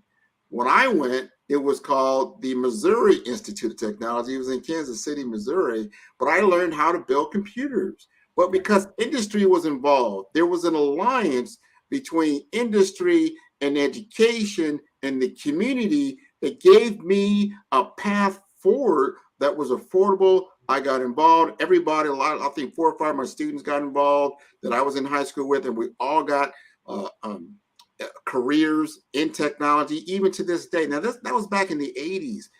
I need this. I see what you're doing. And I want you to continue to do that. Are there any specific industries or technology sectors that you focus on? Yeah, so I am specifically starting with healthcare because that's some of what I did most recently in Microsoft and for the VA, and starting with AI as a technology sector. And what we want to do is we want to create, to your point, we want to create centers of excellence. Now, you'll see schools, and I reference, they're institutions, and they've got a center of excellence. That's great for them, for that one school and their center. And you go there, you benefit from it. But what happens if you go to a school that doesn't have a center? What happens if you have an interest? What happens if you go to a school that is more nascent in its research or its technology sectors? So what I'm creating are centers of excellence across schools, leveraging the industry sectors and the technology sectors. So, for example, a center of excellence around health equity allows us to begin to look at the healthcare as a full landscape, as an industry, but then starting to say, okay, how can we be fairer to minorities in the healthcare they receive and the technology that's made available to them? As an example, we have higher mortality rates. We have higher instances of hypertension and diabetes and lupus. There are a number of issues. And if you go to a school that doesn't have a healthcare program, maybe you don't find a way to really lean in healthcare. So what we're doing is making that available so that schools can participate. And then even though they may not have an academic program, students there can be part of an innovation program that allows them to leverage resources from other institutions and move forward. So eventually we will have media and agriculture and energy. We will go across the gambit of industries and support our institutions, but this is where we're starting. This is awesome. And they can get, so you're taking out the barriers, right? Whether it's a barrier of location, right? Center of excellence, like, wow, we don't have it at that location, or the barrier of I went to this school, so we didn't get exposure to this and that. And then you're creating all the different access points to different people. You've got a board that you put together of very interesting people across, North America and Central America, and Caribbean, probably other locations outside of the continent. These are important things. I want to know, because we're on the minority, we're in the Black Business Network. We've got a lot of entrepreneurs listening in. How can minority businesses help in advancing these innovation centers? Well, it's critically important that for the student, we have to recognize students who go to our schools. Not everybody wants a degree. Not everybody's going to just say, I want to put in my 4 and get a degree and get out and get a job. We need to think about workforce development. So if you are a Black-owned business or you support Black-owned businesses, bringing workforce development to these institutions can be critical for a student that says maybe a full-time job is better than a degree. And so we have to understand that not every student is going to have the same path. So how can workforce development be a part of this? How can employment pipelines be created? So you, Grant, are a fantastic marketing genius. How could you show what a pathway of certifications, training, programs, internships would look like for a student to follow in your footsteps? And potentially someone that you could hire. How can your company foster a hackathon or an innovation competition, a pitch competition? And you can give a real world challenge. We can identify schools that can participate in your challenge. And then you could take the best student, the best team, and possibly give them an internship or hire them. We're doing this together with federal partners, and we're doing it with larger corporate partners around different industries. But entrepreneurs, especially through this network, are even more vital. You are in the communities where these schools are. You were these students 10, 20, 30 years ago. I won't say any more than that. You have so much to offer and to share. And by giving back in a more structured way, there's an opportunity for you maybe not to just help the one school in your area, but a network of schools in your industry. And that's what we're doing today, like right now, getting this information out there. So important. I go back to what I said earlier, being a student, a senior in high school, trying to figure out, all right, what's my next step? What do I do to build a career, to have a job, to be able to survive, to be able to do my things? That was, I'm not going to say how many years ago, but it was a number of years ago, right? 5 or 10 at most, I'm sure. It wasn't that long. However, this is what I see missing, and I could be wrong, but I could be right. In these generations, I just don't see the engagement of business with our students. The whole point of going to a school or getting educated is to work in business. We have to invest in our workforce, and the workforce is in these students. And these students need to get exposure, real world exposure, not just theoretical theory. This is how this works. This is how you apply your mathematics. This is how you apply your English. You're like, oh, I don't like English. Well, guess what? I use English every day, right? I use the tool set of mathematics every day. I use critical thinking. Everybody used to hate, oh my God, it's a word problem. Not the word problem. Well, guess what? Word problems are the real problems that we deal with every day, situational awareness. So the more you get exposure, and then a critical point, we always talk about this, so important, and I see this so lacking, is the understanding financial principles. Understanding these things, right? You had talked about in one of your alliance papers around, wow, the communities have billions, if not even trillions of dollars that flow through these communities. However, when it comes to investment dollars, I thought this just slapped me in the face, really. The investment dollars that goes into our innovation centers in these underrepresented communities is 1%. 1%. I can't fathom that. I can say, and I'm not going to name names, but there is a predominantly white institution. It's a state-run school. It does the business of research. And last year, it had around $750 million of extramural funding coming in on $1.5 billion of proposals going out. And you go, oh, that's a big number. Our schools, at their best, are cracking 100 million. And we're not there. And that is only a handful of schools who are at that level. And I'm sure if you're listening, you can probably rattle off several of those schools all in one hand very quickly. Yeah. So it is the dollars coming in.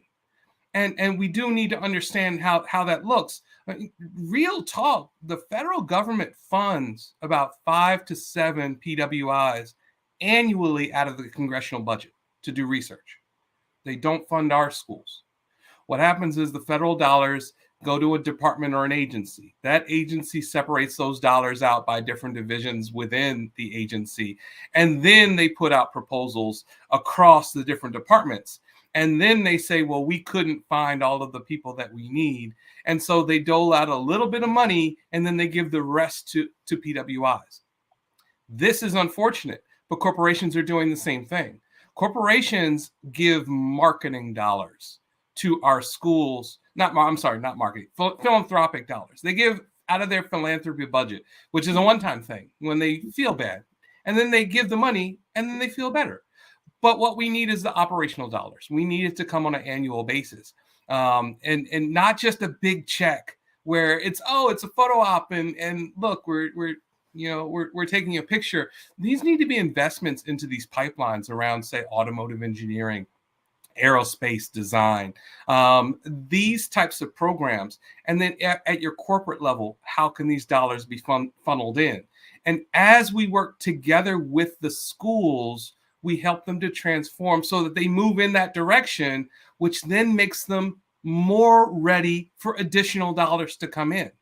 This is the cycle of what we need to do. We need to invest in the schools, but we as businesses and professionals in this arena can do that with them so that they can start adding zeros to the research and extramural funding that they get on an annual basis. That's when our schools will truly be able to compete with anybody in the world. They have the ability, but what they're lacking sometimes is the capacity and the capability to do that through things like funding. Man, that's so important. I know we had Dr. Curtis Charles on earlier. I think it was yesterday. You had made that introduction. He talked about some of these things as well. We've got to take down these barriers. You also brought to us Dr. Tanya. She talked yesterday. You know her as well. You are in that circle where you have had exposure. I call it exposure at the high levels of what I call the digital transformation economy that's taking place. You also see the gap. It's like, oh, wow, where I grew up, our neighborhoods, our people, where do they fit in this world? Especially when you look at it from a context that we're moving into a creator economy. Yes. And we've been traditionally consumer-led. How do we change that gap? How do we advance innovation and entrepreneurship through partnership? Well, if you think about the creative economy just for a moment, the kid in his or her basement making beats, doing songs, creating art. Eric, we saw the Eric does some phenomenal art and it's beautiful. Dr. Kelly, kudos. How do we copyright it? How do we trademark it? How do we protect that art and then drive it forward to new opportunities for commercial viability? We need to work with not just the kid who makes the beats and the songs and putting out records, but putting on them into the scores of video games or the soundtracks of video games. When we look at the community and the gaps we have in the community, they're not necessarily gaps because of a lack of something. They are gaps because oftentimes that hand hasn't been extended to them to show them how what they're already doing fits inside of this digital economy. How can artificial intelligence, how can big data be a part of this? Whenever I've been a part of a number of conferences and I've spoken on AI, and people go, oh, AI is going to find out all my stuff and they're going to know who I am and the man's going to know. They already know. When you use an app on your phone to say, I like that song or I don't like that song, you've shared your data, you've made a decision, and you're helping to train an artificial intelligence model. We don't need to be afraid of these technologies. We need to lean into them and understand how they can be used. So when we look at something like a GitHub, where students and Grown and Sexy can make new solutions and new technology and software solutions, how can we leverage the pain that's around us, the joy that's around us, the success, the ability that's around us, and then start putting it into these new technologies and these new modalities so that we are a part of this creative economy. We can do all things, but we must start getting engaged and get into the arena to try and learn to do those things. That's it. We've got to let our kids know and our kids' know that they are part of this community. They're not on the outside of it. And they're already utilizing the tech. I had the same conversation. I was at an event in Palm Beach with the mayor was there, and a lot of people were there talking about STEM, which is science, technology, engineering, and math, right? And I said, you're already in a laboratory. You're already utilizing a cell phone. You're already utilizing tablets. You're already utilizing these gaming engines. You're already utilizing some of the greatest technology that's in the hands of mankind. You just don't realize it. And you're being creative. Man, don't get me on a game with one of these kids. I know I'm going to get blown away. Their dexterity, their flexibility, their creativity is paramount. We just got to get them engaged in the pipeline of the creator economy so they realize, wow, I'm just not this is not just a game anymore. I can actually create commerce. Wait, to that point, right there, time. The FAA, who does air traffic control in the U.S., is hiring gamers to be the next generation of air traffic controllers.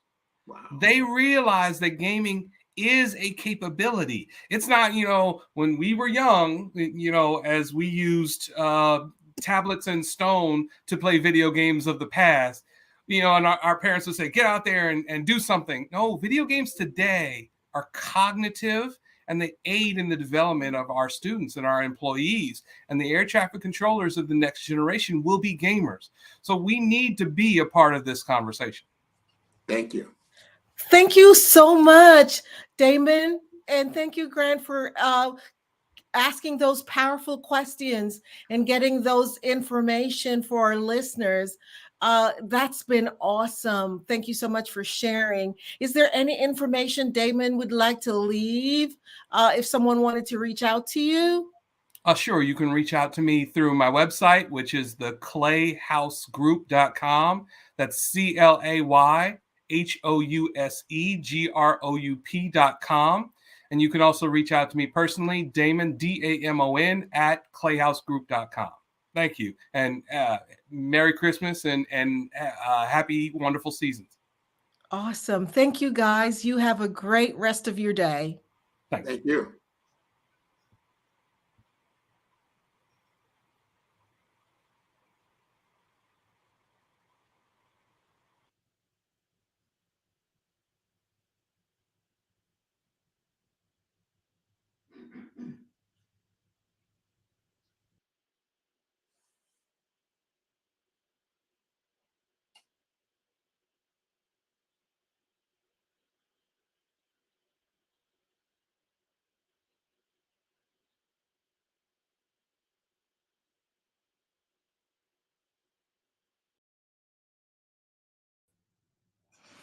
Remember, every dollar counts. So we want to remind you to donate to the scholarship fund.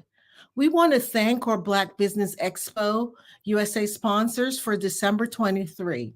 North Carolina 100, Moody Capital Partners, Suede Soul, Lotus Ritchie Coaching and Training, Carolina, Virginia Minority Supplier, Development Council, Step Management, Barbara H. Smith, LLC, The Hello LLC, 5-Star BDM Media, Margie McLean Foundation Incorporated, Genius is Common, Earth Essentials, Mulaney Shawnee Global, Executive Women's Success Institute, The Quality Coaching Company, Superwoman Business Services, Creative Force Studios, Lee Entertainment, Artistic App Design, and Black Business Expo USA.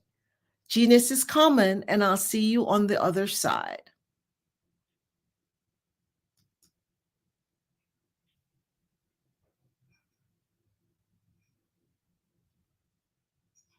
Hello, I am Dr. Eric Kelly III, the visionary strategist and founder of the Black Business Olympics. I invite you to showcase your Black-owned businesses on the Black Business Network global stage. The Black Business Olympics is a global Black Business Network platform that propels Black-owned businesses into the international spotlight. By showcasing your business on the Black Business Olympics platform, you can reach a worldwide audience of potential customers, partners, and investors. You can also establish yourself as a thought leader, an expert in your field, attract lucrative partnerships, and more speaking engagements. In addition, the Black Business Olympics platform provides a valuable opportunity to connect and collaborate with like-minded entrepreneurs and business professionals from around the world. This can lead to new business opportunities, ideas, and relationships. Finally, by sharing your story and expertise on the Black Business Olympics platform, you can inspire and empower others. This is a powerful way to make a positive impact on the world and leave a lasting legacy. If you are a Black-owned business owner I encourage you to seize the opportunity to showcase your business on the Black Business Olympics platform. It is a once-in-a-lifetime opportunity to make an indelible mark on the world. Be one of the 1,000 visionary entrepreneurs who are changing students' lives, shaping industries, and leaving an unforgettable legacy for their families. Unleash your voice on our global stage and watch your business thrive. Black Business Olympics is one of the largest Black business showcases in the history of Black business in the world. Yes, the entire world. Just give me a call today at 919-308-9090.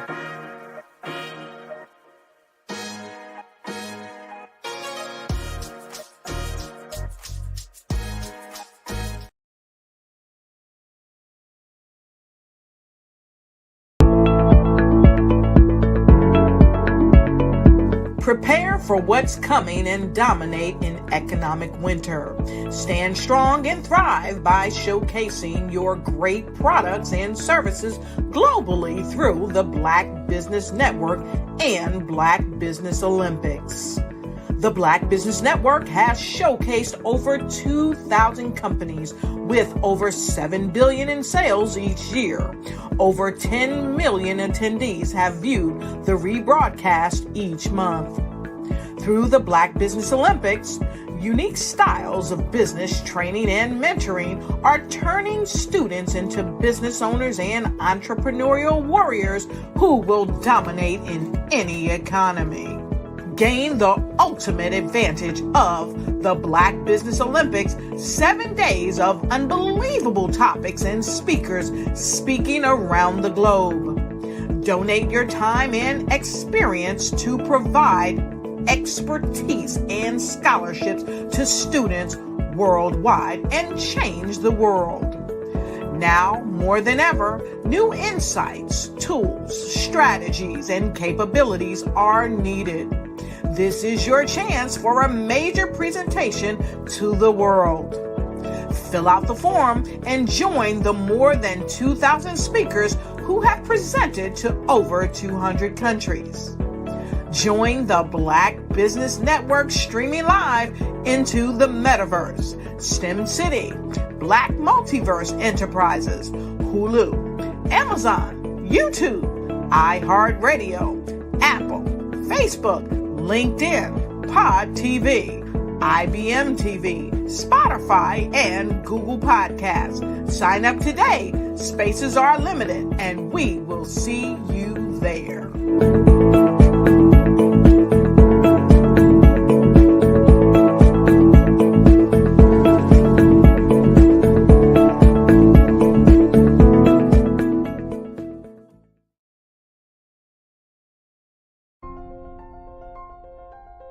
What if you could build your own city?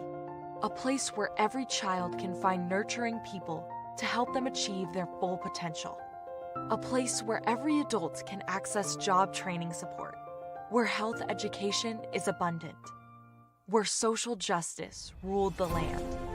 A place without limitations. Welcome. You have arrived at STEM City USA. It is what every city should be. A safe and trusted community where you find people and resources to help you become everything you are and beyond. STEM City is unlike anything you have ever experienced. It is a digital twin of the world around you, only better. STEM City is about energy and soul renewal. It is more than a digital world. You can almost feel the power of live cultural events, music, and theater. STEM City promises a better future for children with caring mentors and hands-on activities with dedicated tutors to support our youth.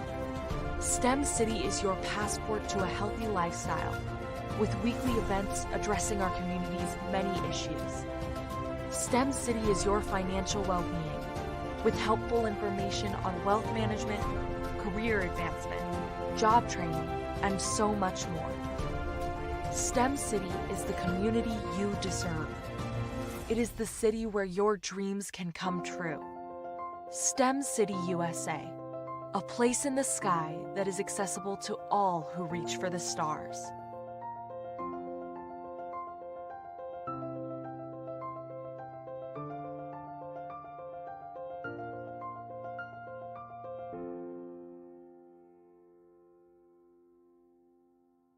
Artist to me is a creative expression of something from nothing. You know, it explodes onto the canvas, or it explodes on in my work. One of the things that I try to do more than anything is I try to just give the lines and the movements and emotions and expressions into what I do. Art really means to me a chance to express how I feel deep down inside. Most of my art begins as a thought that I might have, you know, whether it's sports, whether it's history, whether it's a woman or a man. It pretty much starts as an idea of thought before I get into the actual image of what I'm going to draw. I do a lot of historical pieces. I was a history minor in college, and I love to do history pieces. And a lot of times I'm thinking about history, and then I try to make that history impact you as you look at it. That's one of the reasons I do pictures so large. People ask me, why do I do the pictures so big? And I tell them, I want the piece to impact them as they're looking at it, to kind of dominate them, dominate their space. And most of my pieces I try to do off page. I don't try to do anything that's going to be in those four corners or in a square. And I want your imagination to be a part of the piece that you're looking at.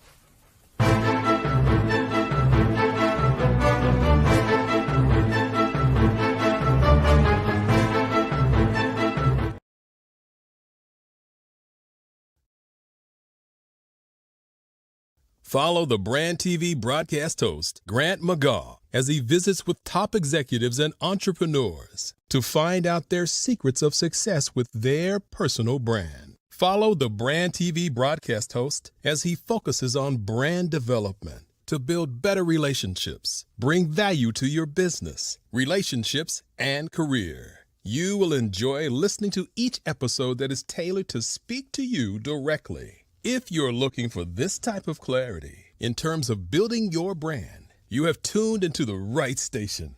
Each episode will help you to shape a conversation in the 5-star BDM network of 20,000 professionals and become a springboard for your corporate engagement and business opportunities. Each guest will frame their story in the areas of personal branding, business development, career development, financial empowerment, and technology innovation. Grant McGaw explains why he is the CEO and owner of his own professional career. Grant is an accomplished business leader and entrepreneur who wants to give back to individuals to grow their personal brand strategy. Tune in as he weaves his story about new possibilities, while to you exceed expectations. If you love storytelling, this show will make for fun.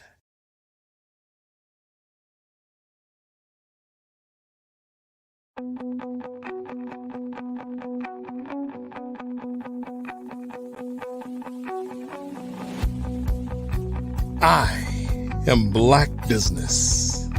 From the moment I wake until the time I sleep. Yes, I am Black Business. I am Black Business. Tell me, are you Black Business? I am Black Business. Do you support Black businesses? Listen, I support Black business because I am Black Business. Black Business Expo, one of the largest business showcases in the history of Black business in the world. The world! Sign up today at www.blackbusinessexpousa.com or call 919-308-9090. I am Black Business.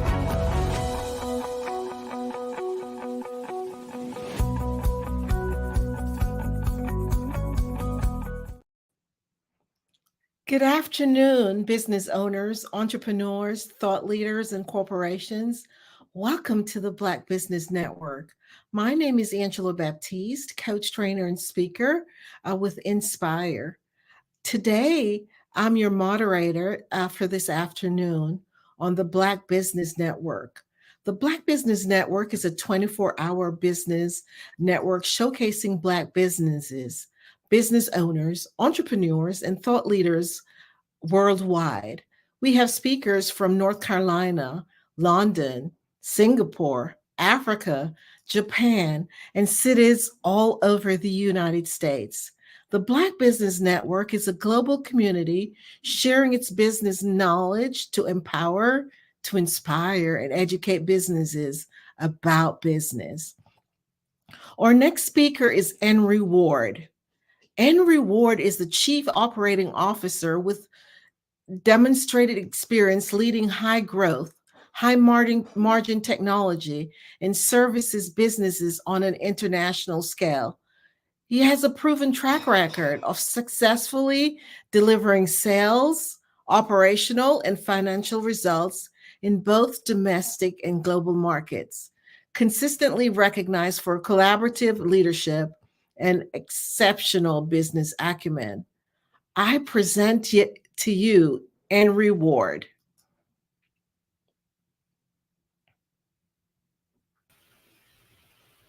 Hello, Mr. Ward. How are you? Awesome, Angela. How are you? Oh, doing well. It's a pleasure to have you with us today, and I look forward to learning more about what you have to say for our community. So you have a great time, and I remember, right, genius is common, and I'll see you on the other side. Thanks so much. How you doing today, Henry Ward? Grant, how are you? I'm good. I'm good. Getting over a little cold, but besides that, I'm good. Good. I like to hear that. You know, we're all into the holiday season. This is that time of year. Obviously, I'm in the Florida. You know, you don't always get the snow and the whole Christmas type effect. Right. But I'll take it. Exactly. Yeah, I wouldn't mind that this time of year at all. Yeah, it definitely comes into play, like a little warmth, but there's something to say. I used to live in the Midwest. I used to love the Christmas time. It wasn't usually super cold. It's nice to get that first snow. You really get that Christmas spirit kind of flows. But then when January comes around, you're like, all right, we're done. Winter really kind of kicks in. So until then, let's enjoy some things. Let's talk about some things. Absolutely. Around what you're doing from a business perspective. We have an audience out there. There's a lot of Black professionals, career professionals, people that have served on boards. That's one thing that you do. You help people to serve on corporate boards. Some have been on nonprofit boards. Some of them have to report to a board as a C-suite executive.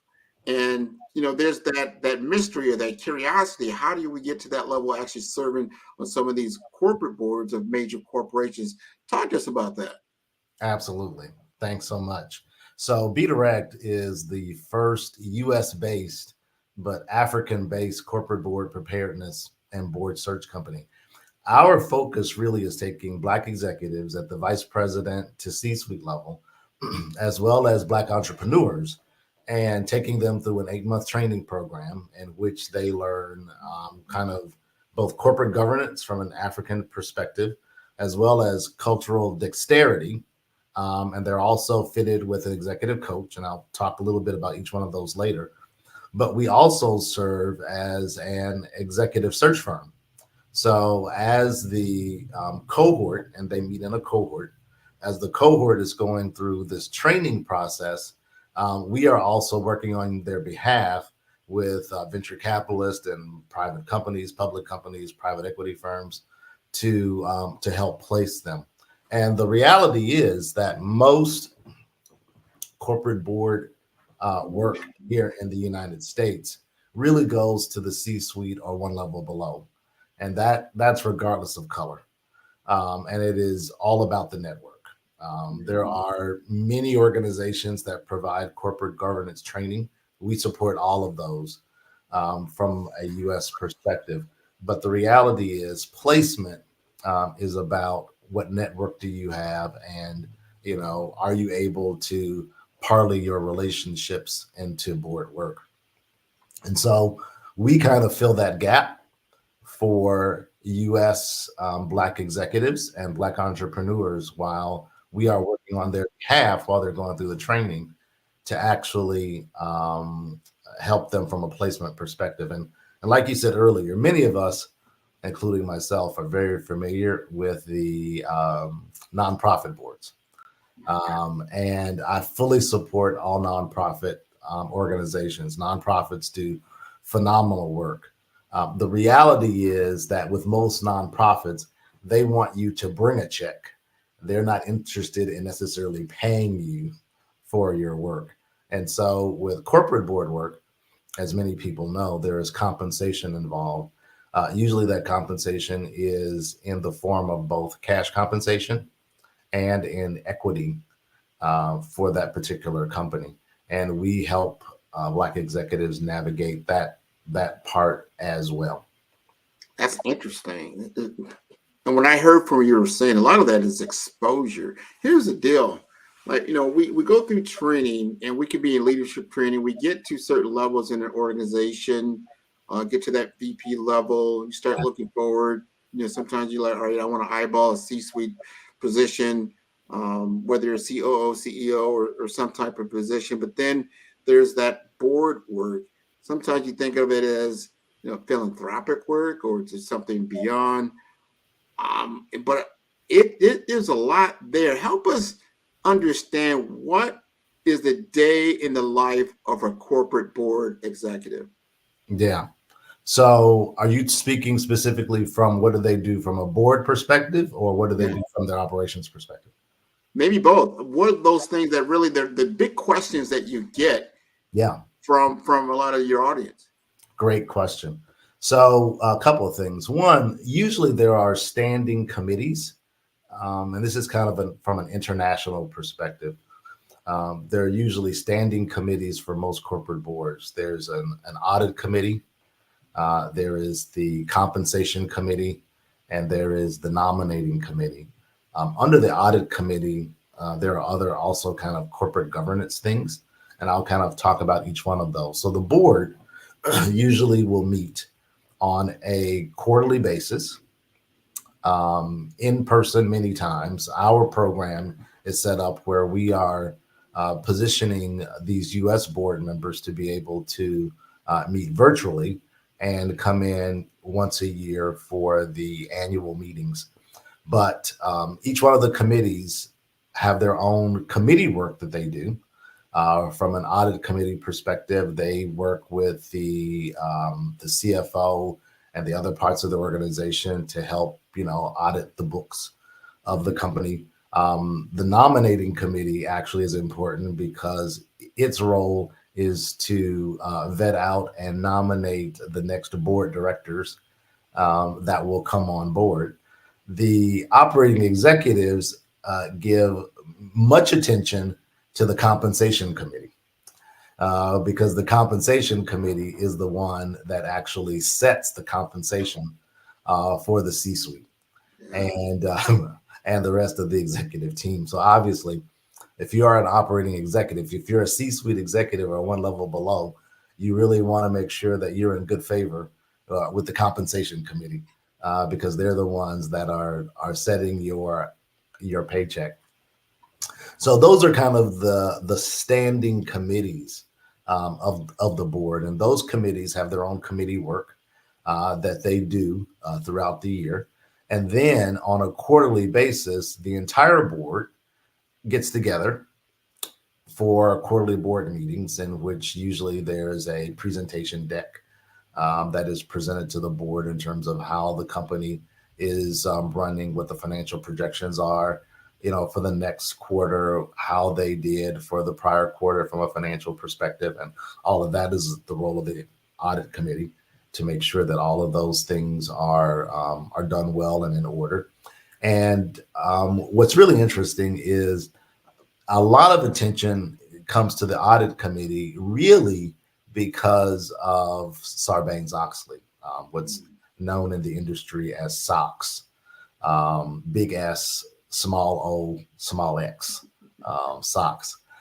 And many people may know that Sarbanes-Oxley is a legislative name, and it was given that name by the two legislators.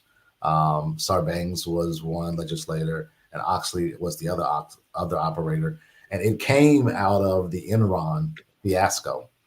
Many people may know the implosion from a financial perspective of Enron. And so out of that, Congress put into effect these legislative rules as to how companies should operate from a financial and compliance perspective. And so, although from an African-centric perspective, there's obviously no Sarbanes-Oxley, there is attention given to compliance and regulatory issues in terms of how boards work. We've partnered with a company out of South Africa. They're basically they're based out of Cape Town, called Mill Park. And Mill Park actually does corporate governance training across the African continent. So although they're based in South Africa, they do training in South Africa, in Ghana, Nigeria, Ethiopia, all across the continent. And they actually focus on doing the corporate governance piece of that, whether that's audit committee, whether that's compliance, whether that is compensation, or whether that is nominating committee. We also have and this goes back to your question in terms of kind of the day in the life of, we also have a piece of our program in this 8-month program where the cohort goes through a cultural dexterity training. The reality is you cannot take a Black executive or a Black entrepreneur, regardless of skin color, right? Regardless of the amount of melanin in their skin, place them on a different continent in a different country and expect them to be successful, because they just won't. And so while many of these executives are at the VP to SVP level, many of them actually have global experience. Many of them are used to working in Europe or in Asia. Most would not have worked on the African continent. And we spend as much time talking about cultural dexterity as we do talking about corporate governance, because it takes time to be able to build up that trust with someone. And you need to really understand from a cultural perspective how these companies are operating, not just from a technical perspective in terms of their financials or their marketing plans. While all those things are important, it is not necessarily the most important. And so cultural dexterity is as important as the corporate governance piece. And so a lot of time is spent with these Black executives and with these entrepreneurs, taking them through the motions of how do you actually navigate culture from a corporate board director perspective. And think about this. Some of these companies may be privately held companies. Some companies actually may be family run companies. Now you get into interesting circumstances just here in the United States when you have dynamics of a family run board, right? Because there is much information that's driving business decisions that you are not privy to because it's family business, right? Or as when you and I were growing up, our ancestors used to say, that's grown folks' business. Exactly. So there is much information that you necessarily won't be privy to, particularly in those circumstances. So we talk about helping them navigate these circumstances so that they can be successful. Many of these folks will come with great resumes from both a industry perspective and from a functional perspective. You know, some are coming with great operational experience. Some are coming with great sales and marketing experience. Some are coming with supply chain experience. From industries perspectives, they could be coming from high tech. They could be coming from manufacturing. They could be coming from retail. We are actually industry agnostic in terms of who we are looking for. But we are looking for specific skill sets, and many of those skill sets are around the sales and marketing, the IT, the manufacturing, the retail, consumer packaged goods. Because as a board member, you want to be able to add immediate value to whatever board we're helping to place you on, right? Because the nominating committee and the CEO of that company is making a conscious decision to bring an outsider onto the board versus having that board seat being filled by someone internal. So because of that, there's going to be a lot more pressure on that outside director to say, okay, how are you paying for yourself, right? What specific skill set are you bringing to the table besides just understanding kind of the governance part of the board work? And all of that is important and all of that is good, but that doesn't necessarily differentiate you from another person inside of the organization.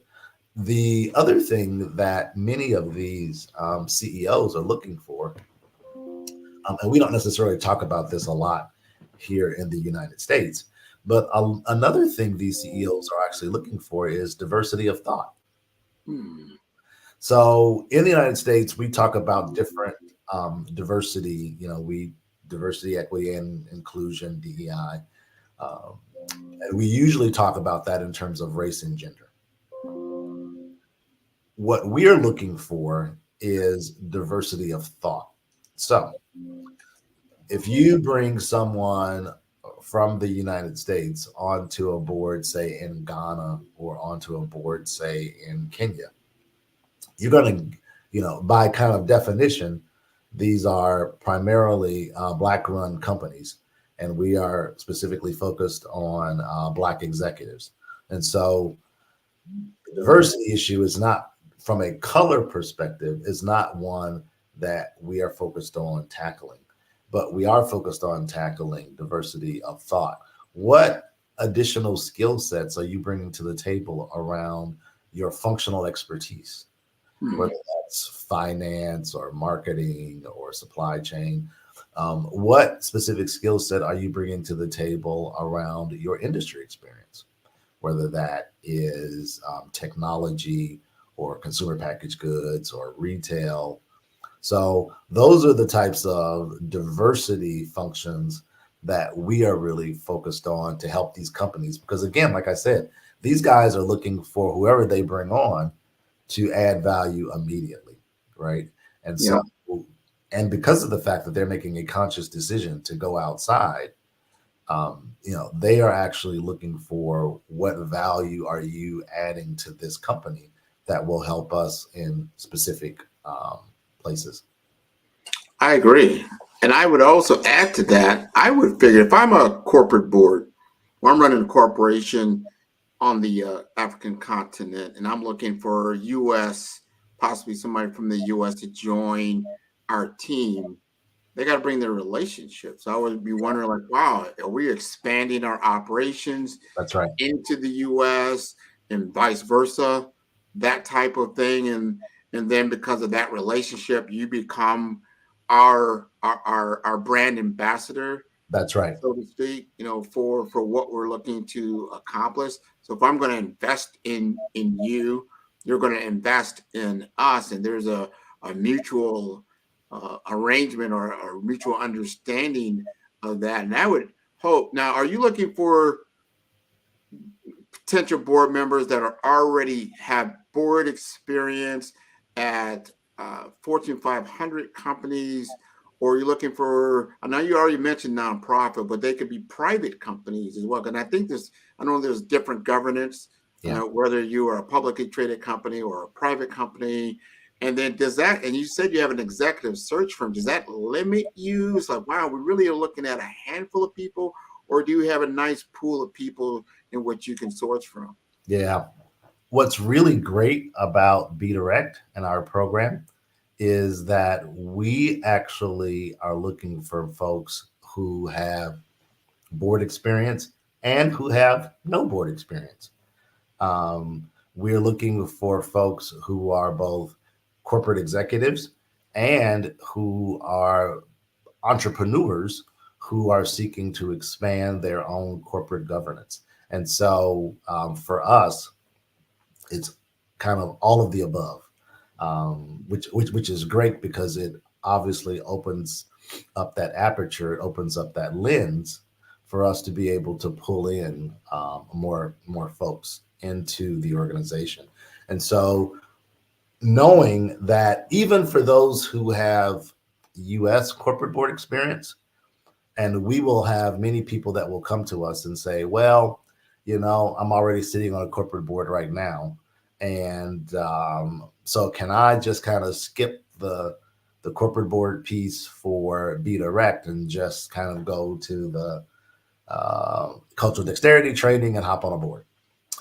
The reality is, while it's great to come with experience, that experience is going to be different on the African continent because the rules are different on the African continent.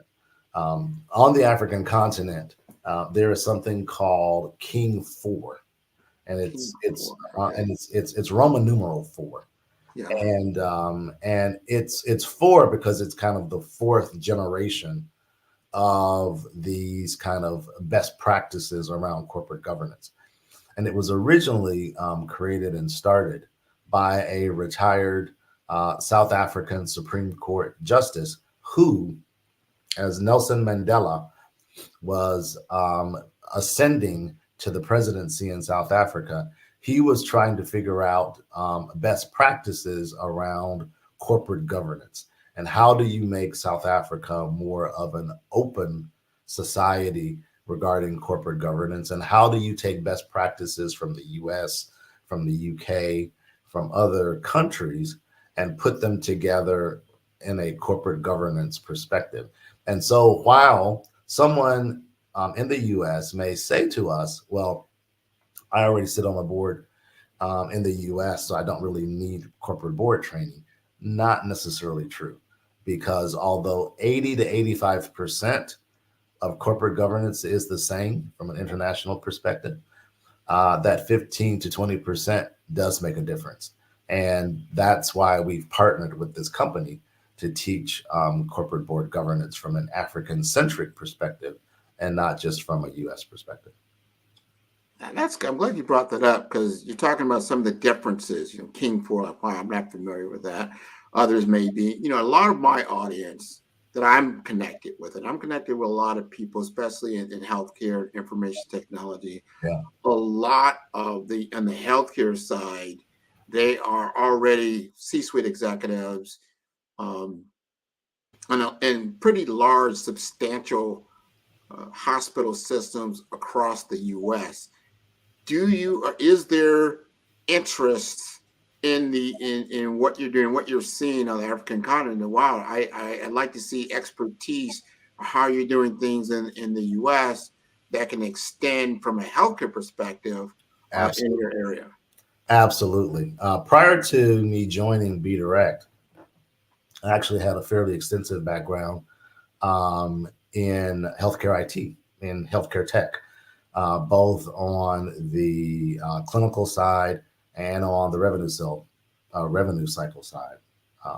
And so absolutely, whether that's healthcare tech, whether that's fintech, whether that is just from an actual clinicals perspective on the healthcare side, there is definitely a need to be able to take those skill sets and move them over. Let's say, for instance, that you've got a executive in a healthcare IT company who's responsible for doing clinical applications for major hospitals, or who's responsible for doing their financial systems or their billing systems from a revenue cycle perspective, and that person is at the VP level or higher, that person we actually absolutely would be interested in taking through our program, because healthcare IT is growing globally, not just in the United States. And so we want to be able to take advantage of all of those skill sets, particularly in the technology space, whether that's fintech, healthcare tech, all of those pieces we want to be able to take advantage of. Now, let's say, okay, you got my interest. I'm a health IT executive. I fit that profile. What other things are you looking for as a current state that you would say, okay, you are a candidate for our cohort? What exactly are you looking for whether that's skill sets, it's experience, that type of thing that you feel like, all right, you would be a good fit. This would be something, because I know you take a cohort, which is a class of people. I don't know how big they are. They're 20, 30, maybe they're 10 and 5. I'm not sure. Talk to us about that. Yeah, absolutely. So our first cohort has 7 people in it. We started that cohort in September of this year. They will complete in April of 2024. We are in the process right now of actually beginning to look at our next cohort, which will start around June of 2024. And we're looking at that cohort being around 15 folks to fill that out. And so we're looking for folks, again, at the vice president to C-suite level, multiple types of skill sets, we are, again, industry agnostic, although we love those in the healthcare IT field. We love anyone in the technology field because, like in most places, tech is exploding on the African continent. And so if you can bring those skill sets to an organization, whether that's e-commerce skill sets or, fintech, healthcare IT tech, whatever, that would be great. We are also, one thing that we haven't really talked a lot about is Black entrepreneurs.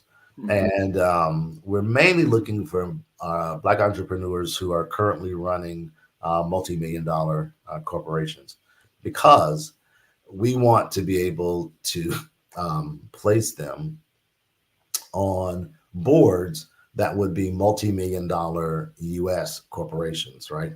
And so you really can't say to someone who on the African continent who's running a $30 million US type of business that someone who's kind of a solopreneur who is 100,000, 150,000 is going to be able to really add major value to them.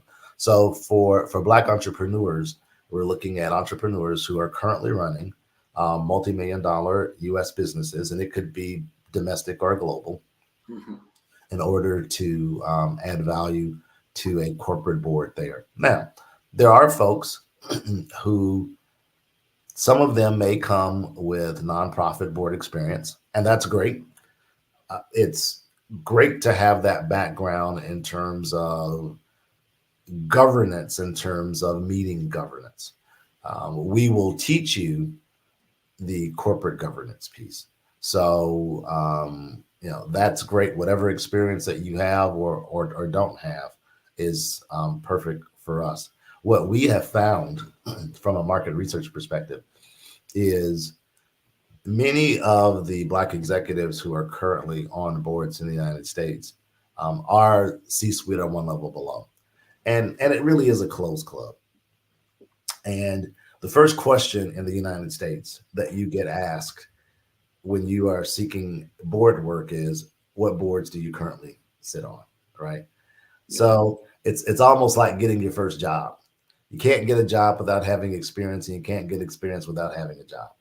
Right. So one of the things that is our kind of secret sauce, if you will, or our really major value add is we are able to take folks who are not necessarily getting the opportunities here in the United States, particularly from a corporate perspective, particularly at that VP to SVP level.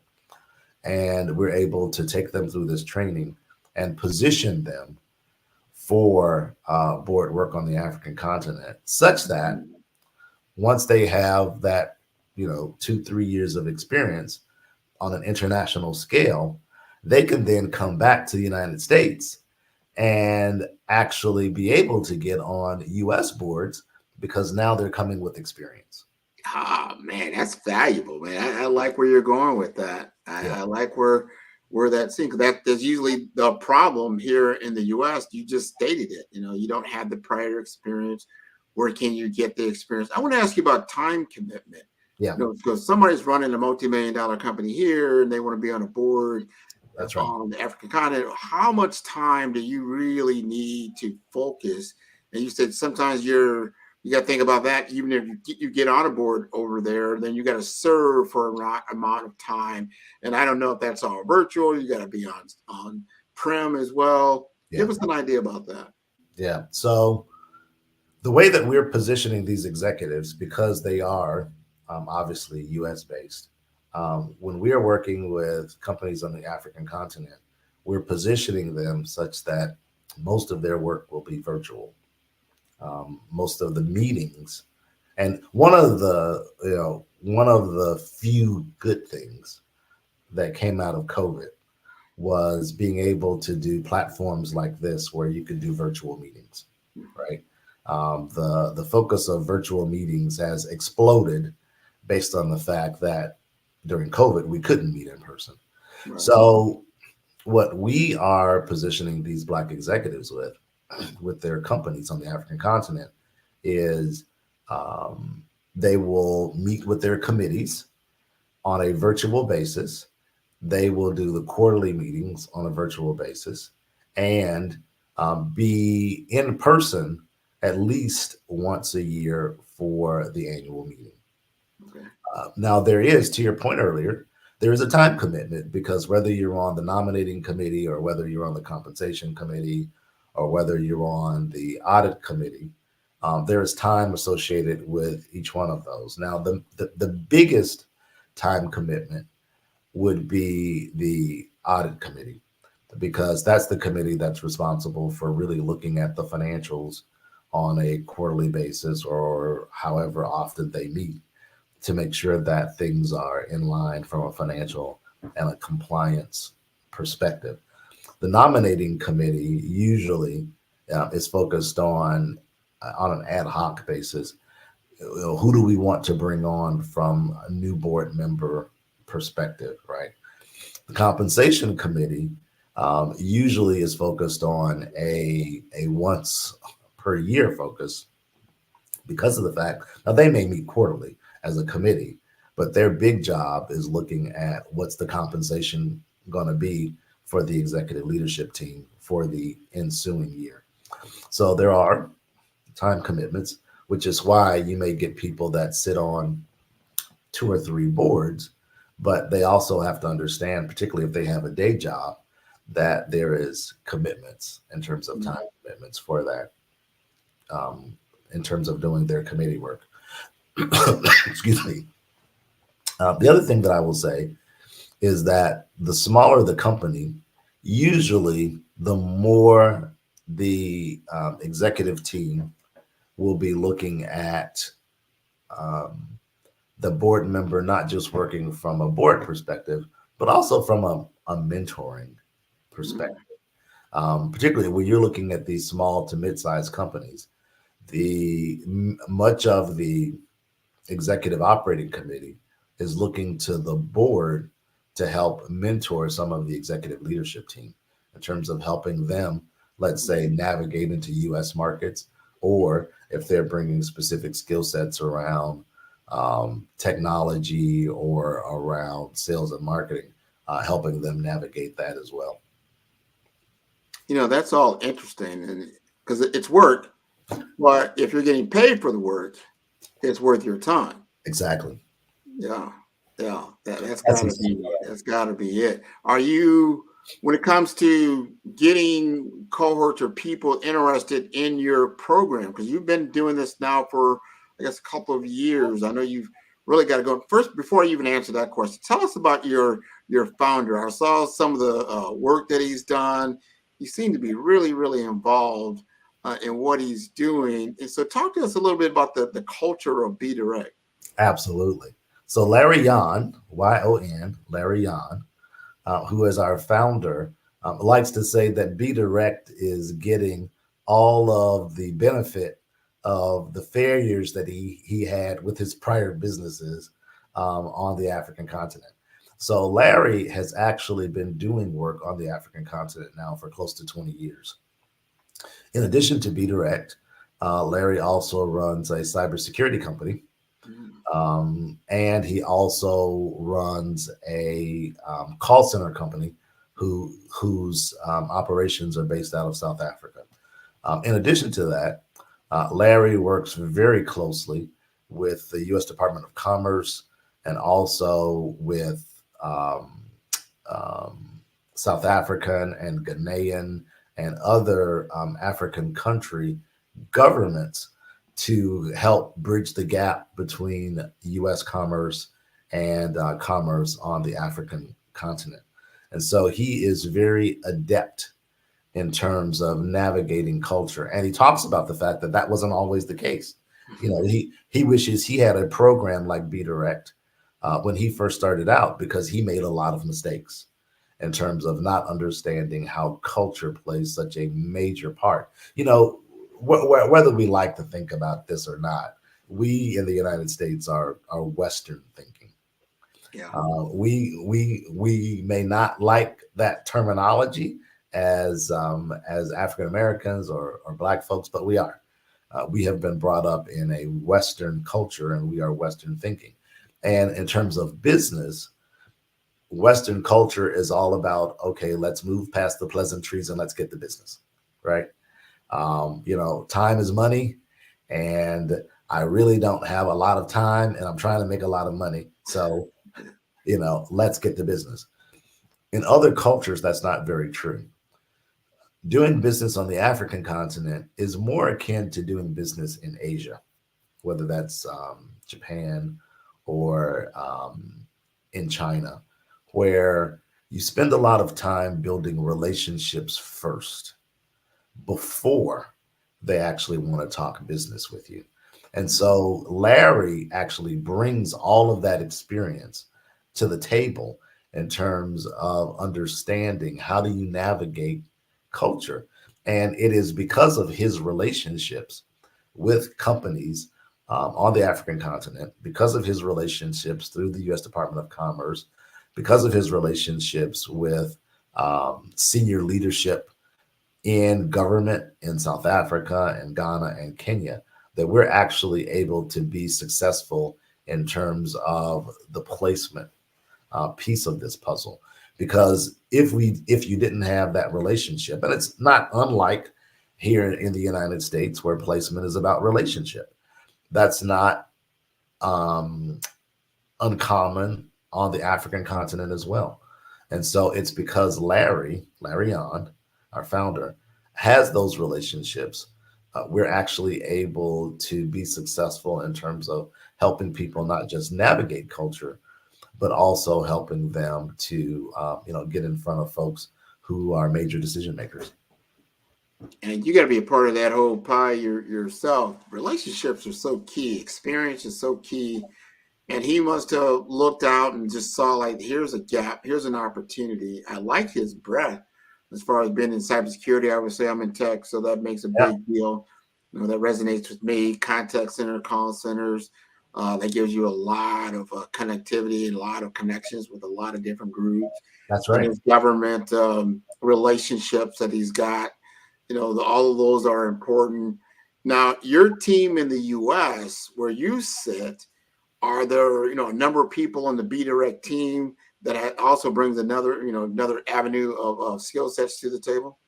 Absolutely. So the three principal officers, if you will, the executive leadership team is Larry Yon, who's our founder and CEO, Andre Ward, who is our chief transformation officer and also our chief growth officer, and in full transparency, also my brother, and me as chief operating officer. So we make up the primary executive leadership team. A critical piece of the puzzle that Andre brings to the table is this focus on the cultural dexterity piece. So in addition to being the chief transformation officer for Be Direct, Andre also runs a consulting company called Coffrey Ward Corporation. And he has done leadership training and cultural dexterity training and diversity training across the globe for major Fortune 500 companies. As a matter of fact, there was a time, 10 or 15 years ago where the top 10 to 15 corporations on the Fortune 500 were his clients. So, and he still has top Fortune 500 companies as his clients. And so one of the things that Andre does is he leads our cultural dexterity training. And that part is critical because Andre actually has done training not only here in the United States, but across the globe and in specific on the African continent. So our primary markets are South Africa, Kenya, Ghana, and Tanzania. And Andre has actually led dexterity training and leadership training in all 4 of those markets on the African continent. And so that is critically important for us. One of the other things that Andre does is there's a tool that he asked each one of the cohort participants to take. It's called IDI. And what it's a tool that actually measures cultural dexterity.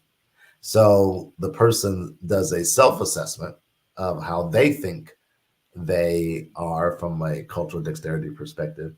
And then the tool gives them a score in terms of how they would be perceived from a cultural dexterity perspective. And it's can be very eye-opening. I remember the first time I did my first 360 performance appraisal. And, for those who are not familiar with a 360 performance appraisal, it's focused on 360 degrees, right, which is a full circle. So it's one in which not only your direct manager appraises you, but your peers appraise you, and also your direct reports also appraise you from a performance perspective. And I will tell you, those 360s are very humbling because many of us have a much higher sense of our own performance than is the reality. And so the IDI tool is also very humbling for for many people to see, because they have a sense of how they perceive themselves in terms of being open from a cultural perspective. And then they get their scores back to say, you may not be as open as you think you are. One of the things I didn't talk about earlier is that in addition to the cultural dexterity training and the corporate governance training, each person in the cohort is assigned their own executive coach. That executive coach actually is based out of the African continent. And what's rare and wonderful is not only are they certified international executive coaches, but they also bring domain knowledge regarding corporate governance. So they are used to working with corporate board directors and coaching them, which is phenomenal. Now, that company actually happens to be run by a Black female based out of South Africa. Okay. So we really were very fortunate to be able to partner with her. And so she and her team will get the IDI assessments, and then she will work and her team will work on an individual basis with each one of these cohort members to coach them in terms of, here is kind of what we saw from your assessment perspective. And, I know what you're learning in the classroom. That's great. You'll need that. But, in order to be successful, here are some of the things that, we suggest you work on from a cultural dexterity perspective. This is great. Sounds like a fantastic program. I know you're getting through. I can't wait to get the feedback, get some testimonials from those that have gone through the process and the value that they're bringing to their prospective organizations, what that all looks like. And then as you start to get more and more, now are you looking to do, every quarter to have a new cohort, or is it every 6 months, or what's kind of your cadence?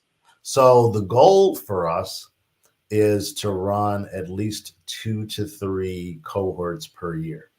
We started our first cohort in this September. It will end in April. We will begin cohort 2 in June of 2024. But once we are, really up and running, our goal is to run 2 to 3 cohorts per year, with an average class size of around 15 to 20 people. Okay. No, that makes sense. That makes sense. And then once you've placed them, does Be Direct stay involved? Kind of what does the aftermath look like? Yeah, great question. And so once we've made the placement, we, from a direct perspective, are not so much directly involved. However, we certainly are going to be keeping tabs on each one of these folks that are placed to make sure that things are working well, and if there's anything that we can change from a go forward perspective. Because once they are actually with a company, then they actually have an individual contract. They're no longer contracted with Be Direct. They are contracted with this African company from a corporate board perspective. And so, obviously there is, arm's length things that we have to understand, because we don't have necessarily, we're not directly involved on kind of the day-to-day with that company, but we certainly keep tabs, and we'll keep tabs on those going through the program to make sure if there's other things that we can do better. That is, first of all, I want to commend you for what you're doing. I think that is so important. I've, like I said, I've been exposed to certain boards. Most of those or companies somewhat similar to Be Direct, in that they are developing Black professionals to serve on corporate boards here in the U.S. I have not heard of those that are helping Black professionals to serve on boards directly in the African continent. I think that is a wonderful service. So I applaud you for all that you're doing in your work. Thank you so much, Grant. It's always great talking with you. Absolutely. See, Angela is back. She's on mute right now. I think she's giving us the signal. I think you're still on mute, Angela.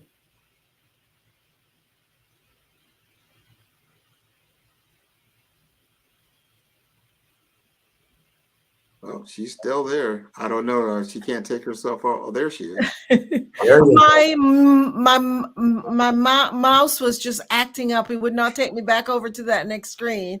So thank you so much for sharing wonderful expertise on this business show. So thank you so much. Is there any last words that you'd like to leave? And just share with us your contact information. Absolutely. So for those who are interested in learning more about Be Direct, our website is www.globalboarddirector.com. All one word. Global Board, BOARD, director.com. That will take you to the Be Direct website. If you would like for us to contact you directly, you can send information to info@globalboarddirector.com, all one word, and we will be more than happy to respond to you. Awesome. Thank you so much. And always remember that genius is common, and I'll see you on the other side. Thank you so much, Angela. Have a great day. Thank you.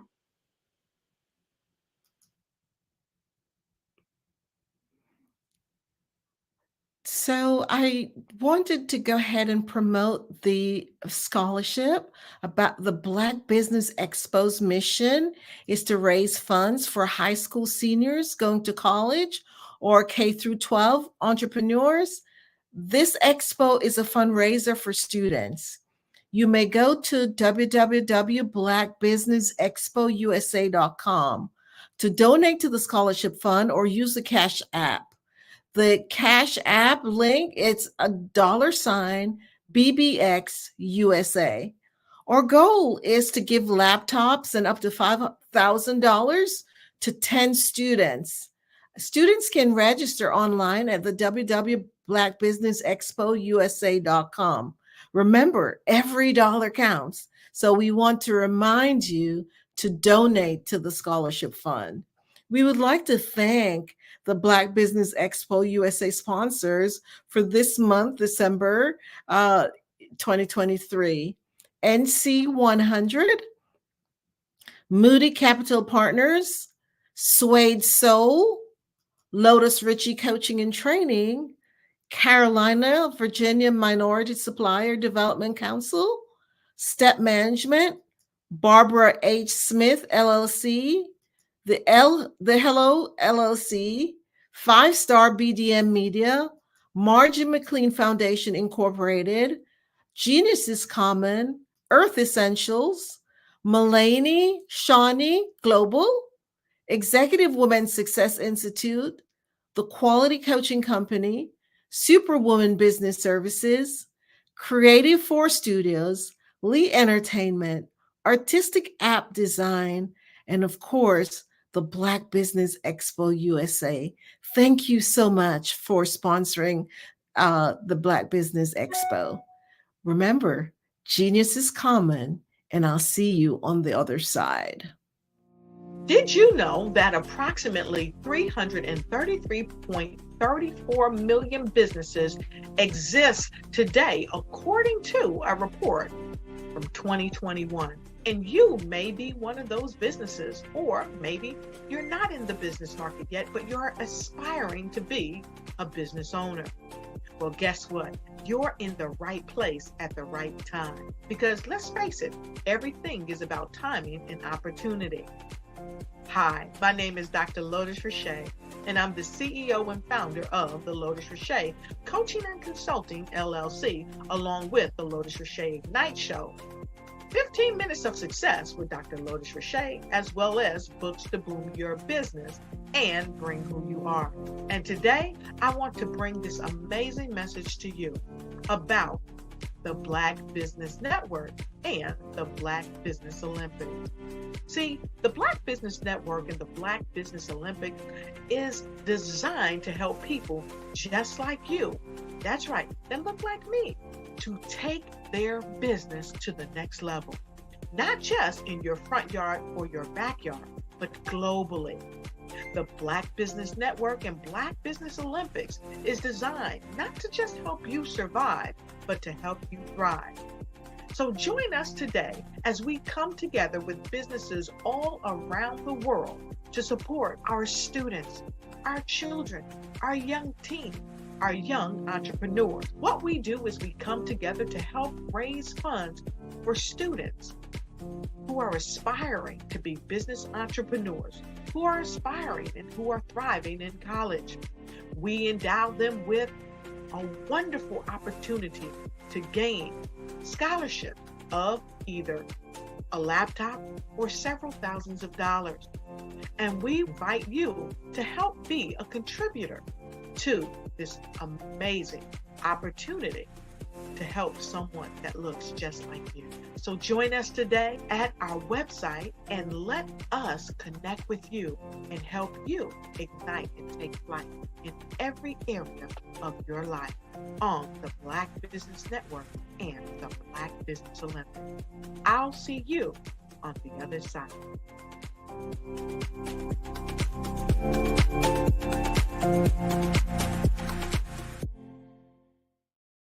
Content creators, welcome to Babe Unite TV. Hey, are you struggling with having your content stand out from the crowd? Or is it that you're overshadowed by others who have more resources, followers, and influence? The good news is wherever we are, you are too. We help you grow your online presence and optimize your visibility, which gets you closer to your audience so you can build trust and loyalty. By using the power of our network, we help you build yours. Babe Unite is a powerful tool to connect you with your friends, followers and fans. And when fans rule, everyone wins. Join us. FAVE stands for Fans, Artists, and Venues. Submit your content today.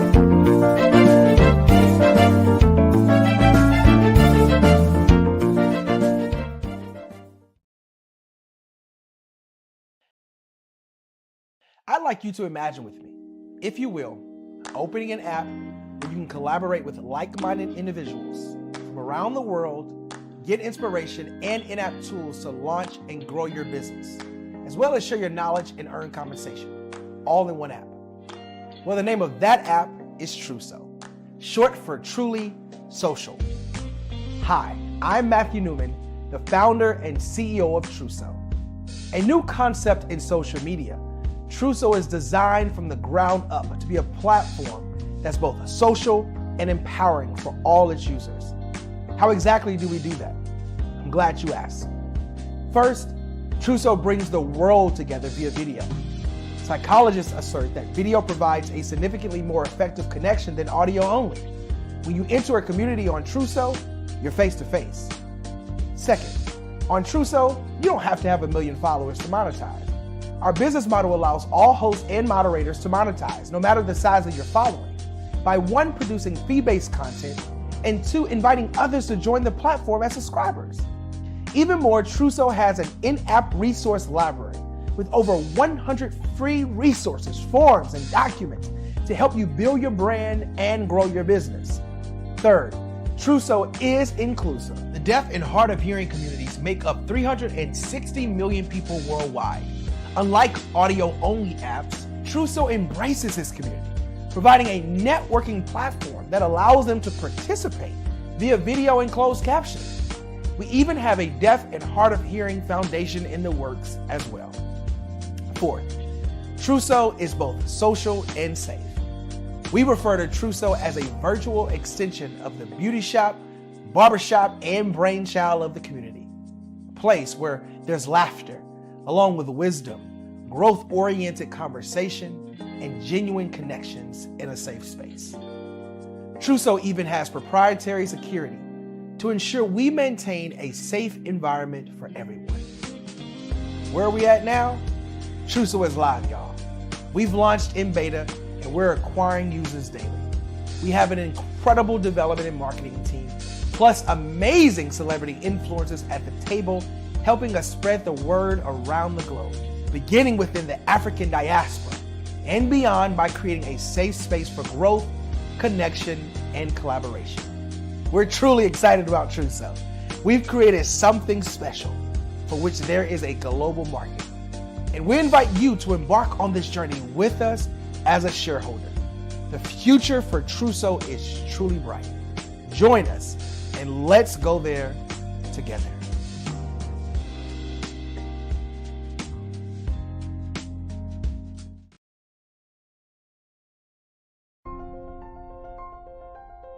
What if you could build your own city?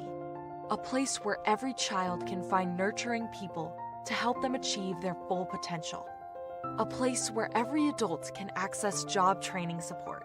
Where health education is abundant. Where social justice ruled the land.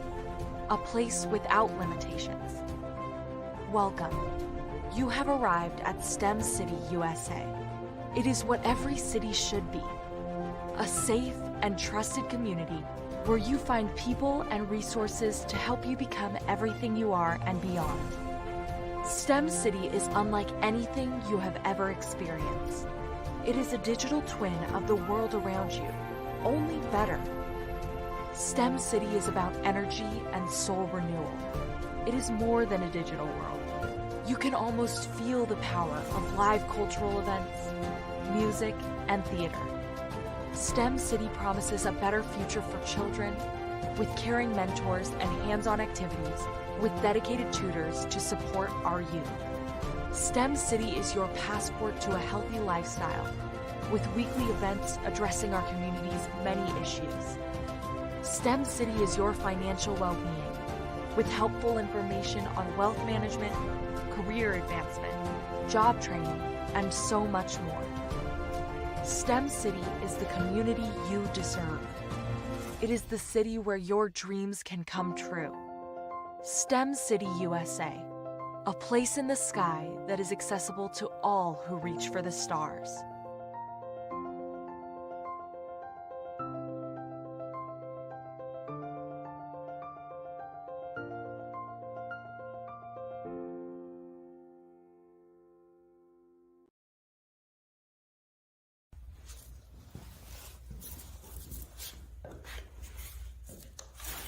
How you doing?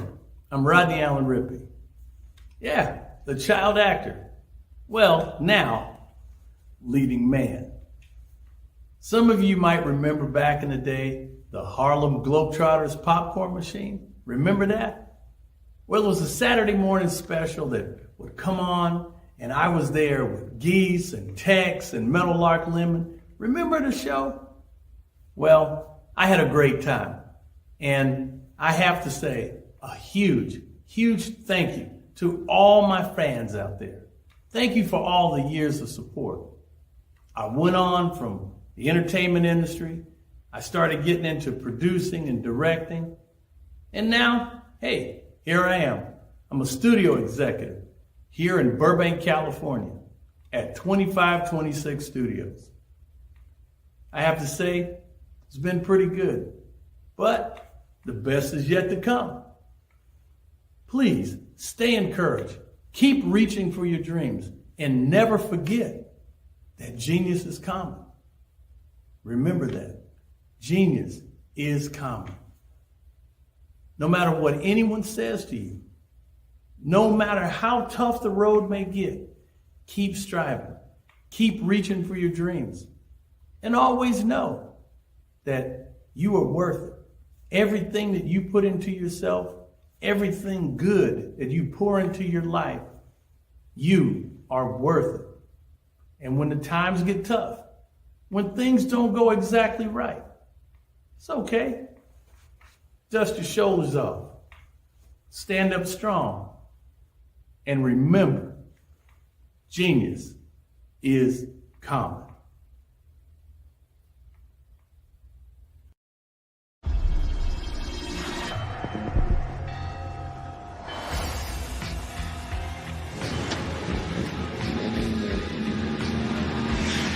La connexion BU.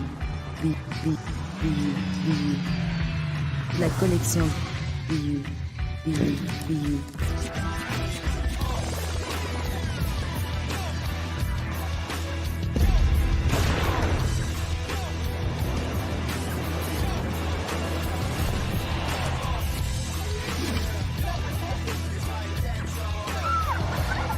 In a world obsessed with the cult of celebrity,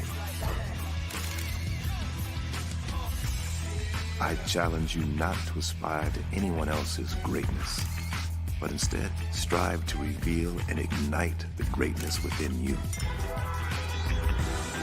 Are you serious? I totally think that's it. Hey. No! Hey! To me, sexy is a man that knows who he is and what he wants. Okay. He's comfortable. You look at him, you see him, he's just comfortable being himself. And you're like, baby, be you. Be you, baby. Just be you. I like it. Introducing the BU collection, exclusively available at K&G Fashion Superstore.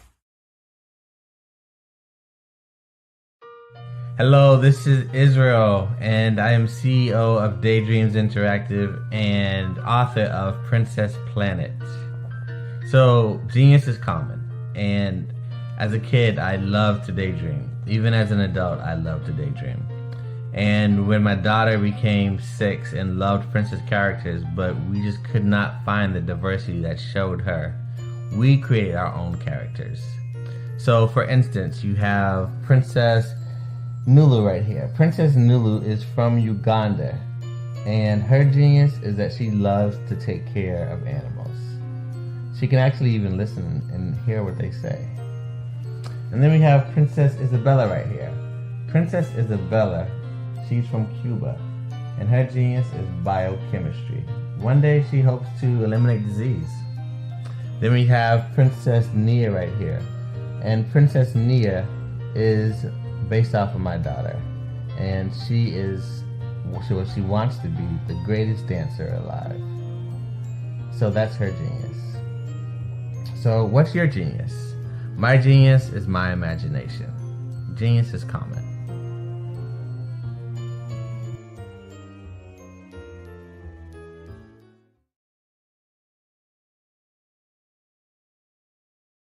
Sometimes you got to hear the news from the Black perspective, and more specifically, Black publishers. And that's exactly why you have to download the Hey Tie app, the largest mobile app delivering breaking news, videos, and podcasts from 200 of your favorite Black publishers. Yes, 200 Black publishers delivering news as it happens, literally all in one app. Go to HAYTI.com or download the app in the Google Play Store or Apple App Store. It's completely free, along with information that you can trust, so go check them out.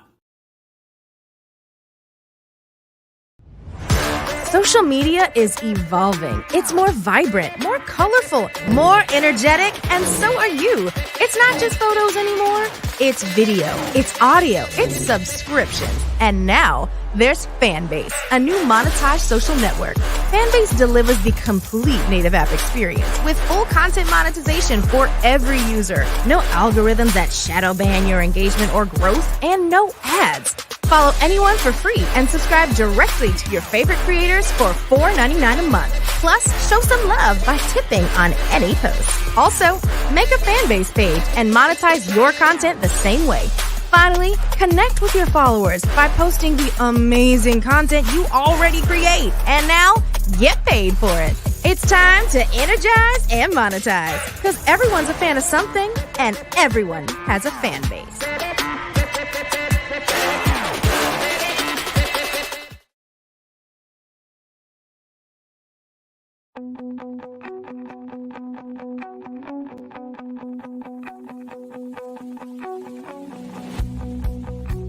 I am Black Business.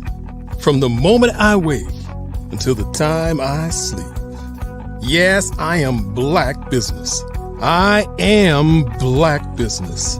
Tell me, are you Black Business? I am Black Business. Do you support Black businesses? Listen, I support Black business because I am Black Business. Black Business Expo, one of the largest business showcases in the history of Black business in the world. The world!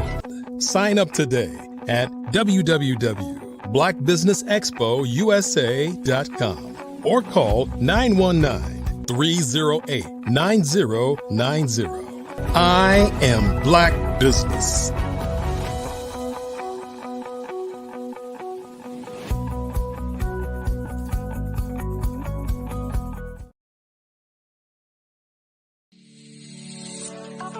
Did you know that our black dollar only lasts for 6 hours in our community? Yet other communities, their dollars last for 19 to 30 days. The Black Wall Street Nation. Black Wall Street Nation. Yes, that's why we created the Black Wall Street Nation. Black Wall Street Nation is a centralized directory available to all Black businesses across the world. It was created for businesses like you, the ones that want to start and the ones who have a dream that have already started, such as businesses like Drop in a Bucket Productions, Valito Foods, Sugar Tea Branding Firm, All the Dazzle, Bun Cakeaholic, Miss Riot, and you. We'll have marketing, seminars, and some funding coming soon just for you. So, we want you to come and join us. www.blackwallstreetnation.com. See you there.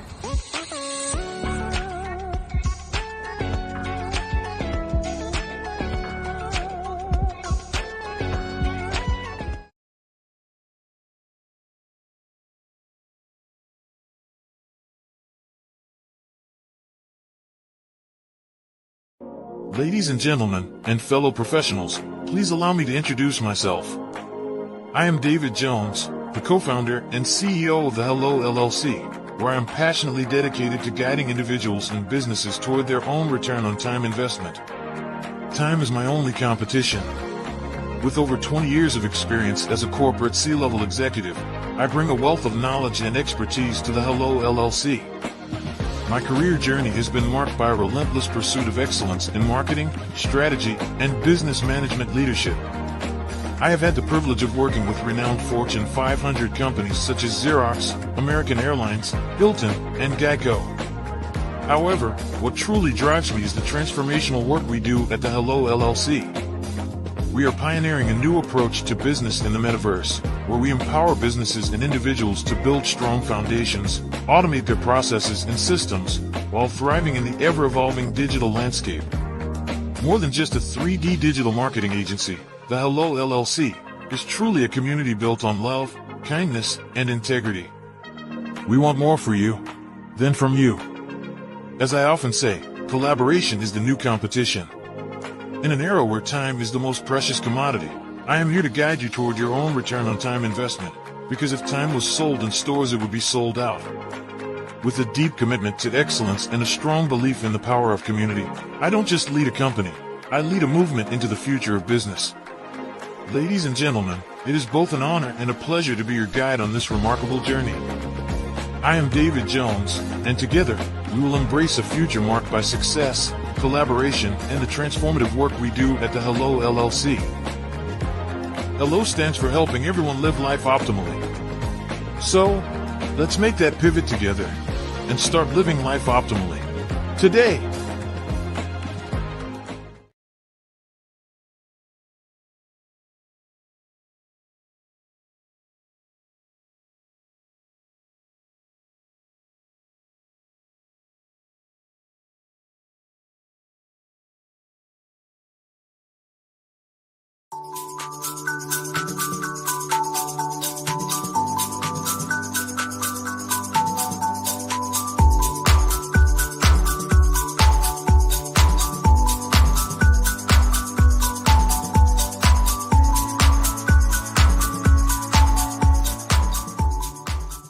I have my PhD in biomedical informatics, and I tend to focus and get really passionate around genomics, particularly when we talk about genomics for precision health, genomics for community and population health, so on and so forth, and some of the disparities and differences that manifest themselves in the human body based on your heredity, your ethnicity, your environmental impact and stimulus that's coming from outside of your control, and how that impacts the way you ingest medicine, the way your body takes in that medicine and delivers it throughout your cells.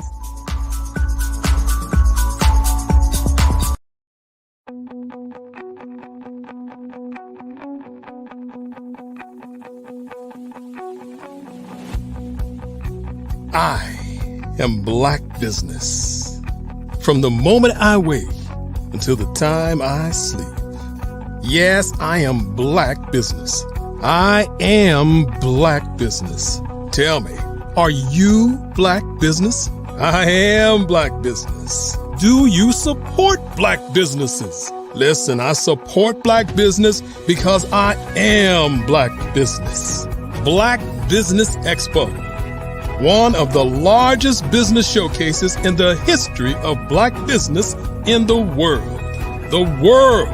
Sign up today at www.blackbusinessexpousa.com or call 919-308-9090. I am Black Business.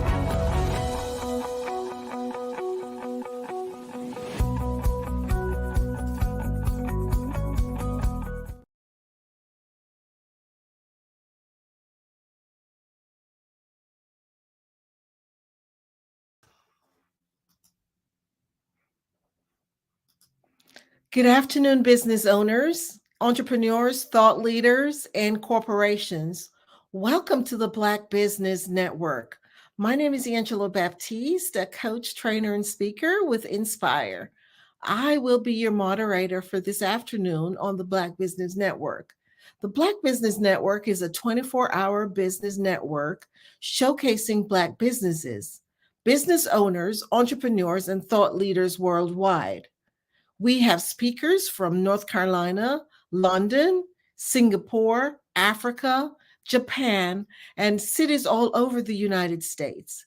The Black Business Network is a global community sharing its business knowledge to empower, inspire, and educate businesses about business.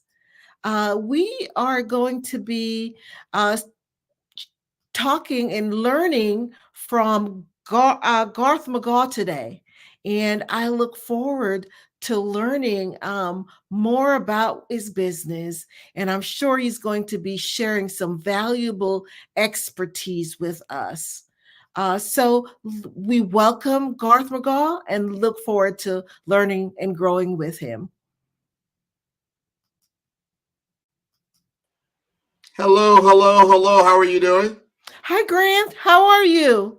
I'm doing just wonderful. Thanks for Oh, all that you great. I do. look forward Appreciate to you. learning more about what your discussion will be about for today.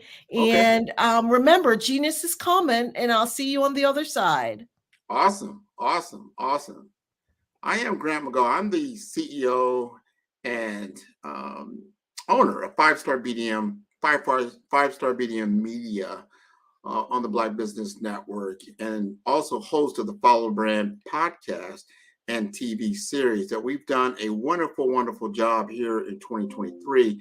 And we want to bless you all with an opportunity to actually learn from industry experts such as myself and my partner, Sydney Warnsby, around the Power Booster Forum. So I want to thank all of you for joining us as we gather here today. And we want to stand at a pivotal crossroads in our business journey.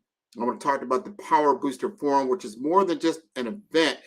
It's a beacon for those who seek to challenge the status quo and embrace the new winds of change that we've talked about a lot, here of late on this network.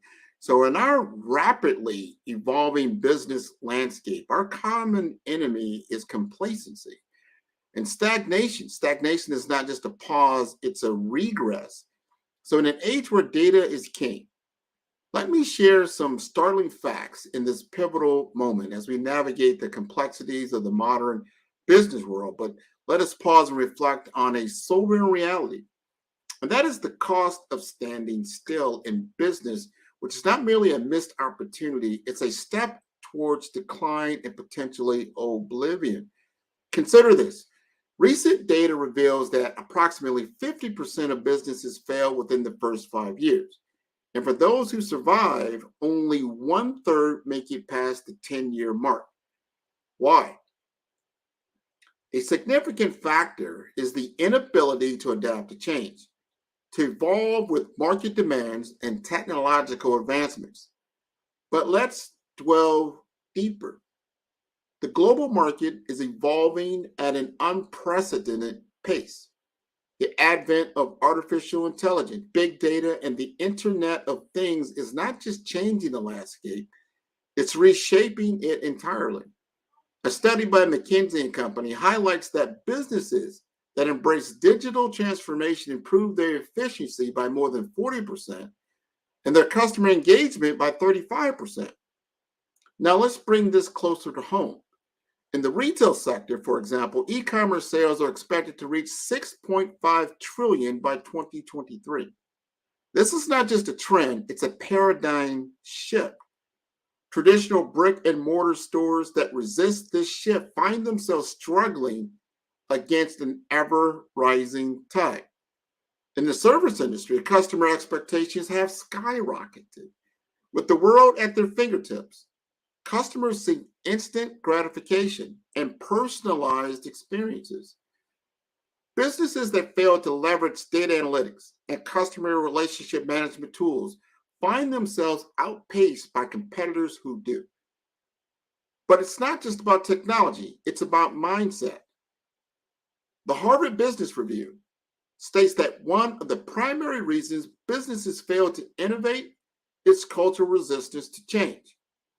This resistance forms an invisible barrier, stifling growth and adaptation. So what does all this mean for us here today? It means that standing still is the riskiest move of all. In a world where change is the only constant, agility and adaptability are not just virtues, they are necessities for survival and success. As we sit here, let us ask ourselves, are we going to be a part of the statistics, or are we going to be writing a different story? The Power Booster Forum is more than just a workshop. It's a launch pad for businesses ready to soar into the future, equipped with the right strategies, tools, and mindset. In the next few minutes, we will explore how this forum is designed to equip you with everything you need to not just survive, but thrive in this ever-changing business landscape. As we delve deeper into the transformative journey that the Power Booster Forum offers, let's confront some critical questions that may resonate with many of you here today. Are you still struggling to recover from COVID? The pandemic has left an indelible mark on the business landscape. Many of you might be grappling still with this aftermath. Is your business still trying to find its footing in this new uncertain digital world? Are you a startup striving for recognition? For those of you spearheading startups, the challenge is often about cutting through the noise. Are you struggling to make your mark in an already saturated market, pressured to lower prices in an attempt to stay competitive? Do you find yourself compromising on your prices? This race to the bottom can be a perilous path, leading to diminished value and brand perception. Do you have consumer engagement, but no conversion? Social media likes, views, and clicks can be very deceptive. They suggest interest, but not always translate into tangible business. Are you struggling to convert online engagement into real qualified leads? Perhaps you excel in closing deals when you're in front of a prospect, but the challenge lies in generating enough leads to reach your business vision. These are not just questions. They are the echoes of the challenges that many of you face in your business journey. I know I have these questions in my business. But here's the crucial part. Acknowledging these challenges is the first step towards overcoming them. The Private Booster Forum is not just about presenting solutions. It's about understanding these deep-rooted issues and addressing them with tailored strategies. It is a platform where your specific challenges meet expert-driven solutions. Whether you are a startup grappling with market entry or a well-established entity facing growth plateaus, the challenges are as diverse as our backgrounds. From tech startups to traditional retailers, the necessity for innovation is universal. There comes a time in every entrepreneur's journey when the path ahead seems obscured by the fog of uncertainty. I remember vividly when my business, my dream, hit a plateau. Decisions that once seemed straightforward now loom large, clouded with doubt and uncertainty. It was a transition from the comfort of the known to the uncharted potential of the unknown. And in my case, the journey began not just with a business idea, but with a personal revelation.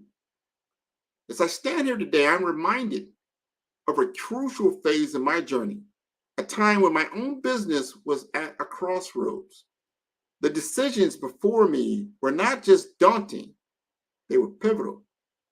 It was a period marked by a transition from the comfort of familiar strategies to the uncharted potential of innovative approaches. This was not just a professional journey, but a deeply personal one, where I discovered not only the essence of my business, but also the core of my professional identity. My path into the world of personal brand coaching was born from a profound experience in my career as a business development manager at a large company. And in that role, I dedicated myself to building a personal brand. striving to establish myself as a thought leader in my field. It was through this process that I uncovered a passion for helping professionals like me to achieve their career goals and realize their full potential.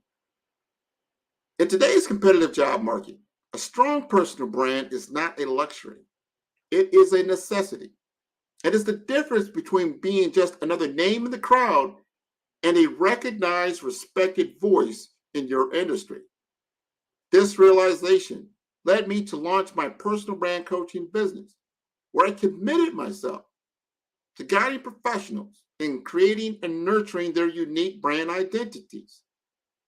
But the journey was fraught with challenges. Transitioning from a structured corporate environment to the dynamic world of entrepreneurship brought its share of uncertainties and hurdles. It was here in the thick of these challenges that I discovered the true value of comprehensive business development, a realization that profoundly altered my approach. The Profit Booster Forum, much like the one we are part of today, became a catalyst in my journey.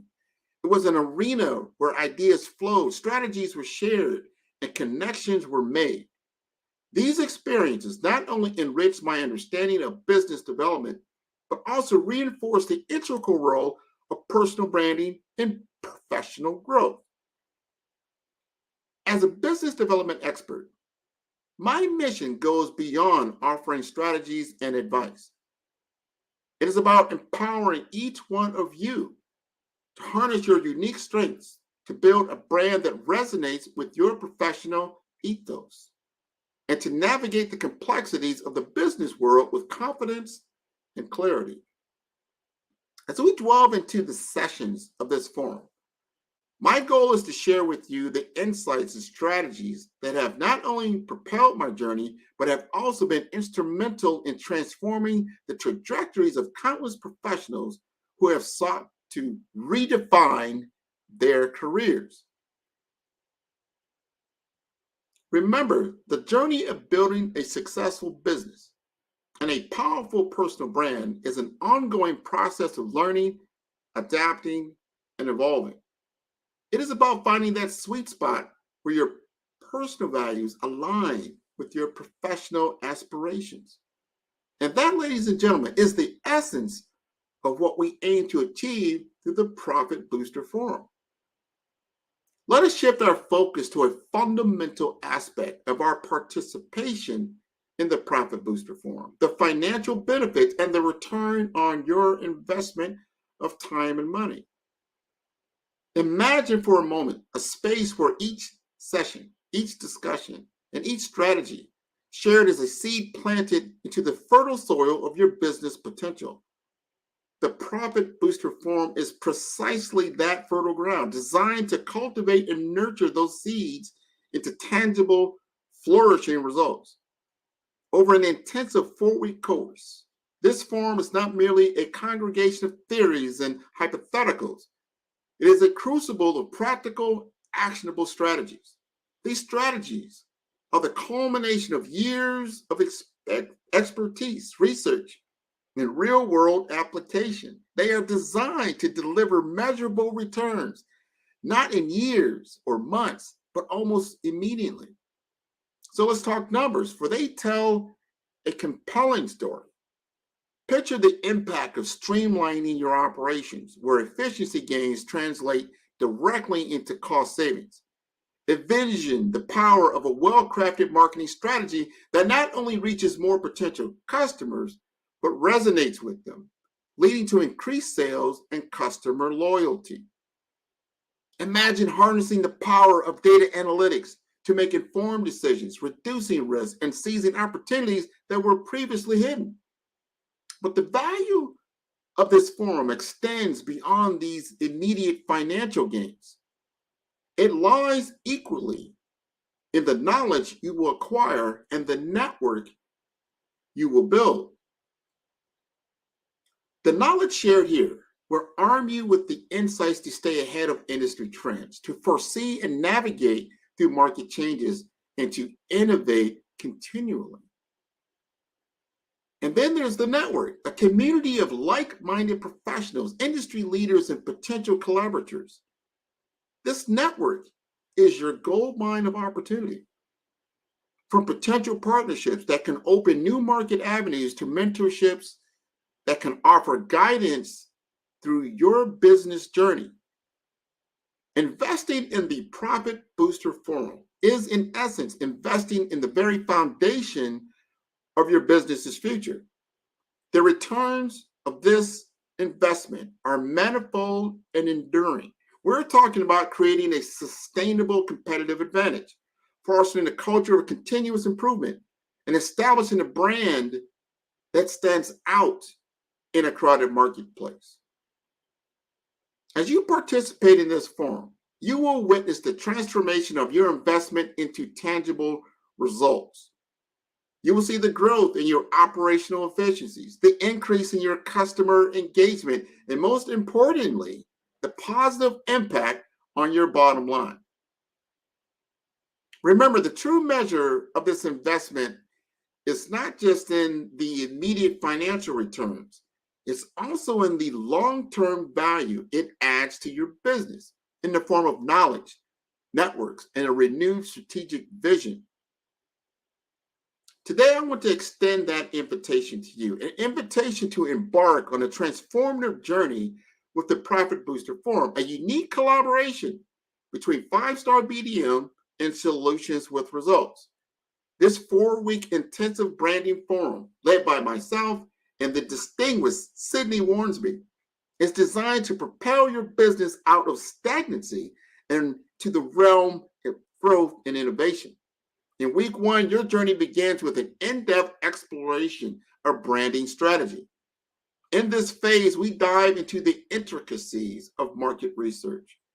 You will learn to assess your business's strengths, weaknesses, opportunities, and threats, a foundational step in carving out your niche in the market. In week 2, you're going to build on the insights from week 1, and we move on to develop a compelling market-dominating position. This isn't just about standing apart from the competition. It's about resonating with your target audience at a deeper level. We'll guide you in translating your unique insights into a powerful market-leading stance. And in weeks 3 and 4, we tailor your strategy with expert guidance in these final 2 weeks. The forum takes an even more hands-on approach. So you will receive dedicated support in creating a skills gap analysis and market dominating position statement for your business. This process is enhanced by the invaluable opportunity of receiving peer reviews and expert feedback. And throughout this journey, you'll experience the power of collaborative learning, an approach that not only broadens perspectives, but deepens understanding. And with support from our industry-leading experts like myself and Sydney, you're not just gaining knowledge, you're gaining allies in your business growth. But what sets the Profit Booster Forum apart is not just the unparalleled expertise and structured learning approach. It's our commitment to overcoming financial constraints to deliver innovative branding solutions. Thanks to the exclusive sponsorship by 5-Star BDM and Solutions with Results, this forum offers actionable strategies, peer insights, hands-on guidance at an unbeatable price. So if you're feeling stuck and in a business rut, unsure how to differentiate your brand in a saturated market, the Profit Booster Forum is your strategy, your gateway to break through. It's here that you'll transform your branding strategies, elevate your market position, and turn potential challenges into lucrative opportunities. Don't miss this incredible opportunity to learn, grow, and thrive in the ever-changing business landscape. I want you to join us online.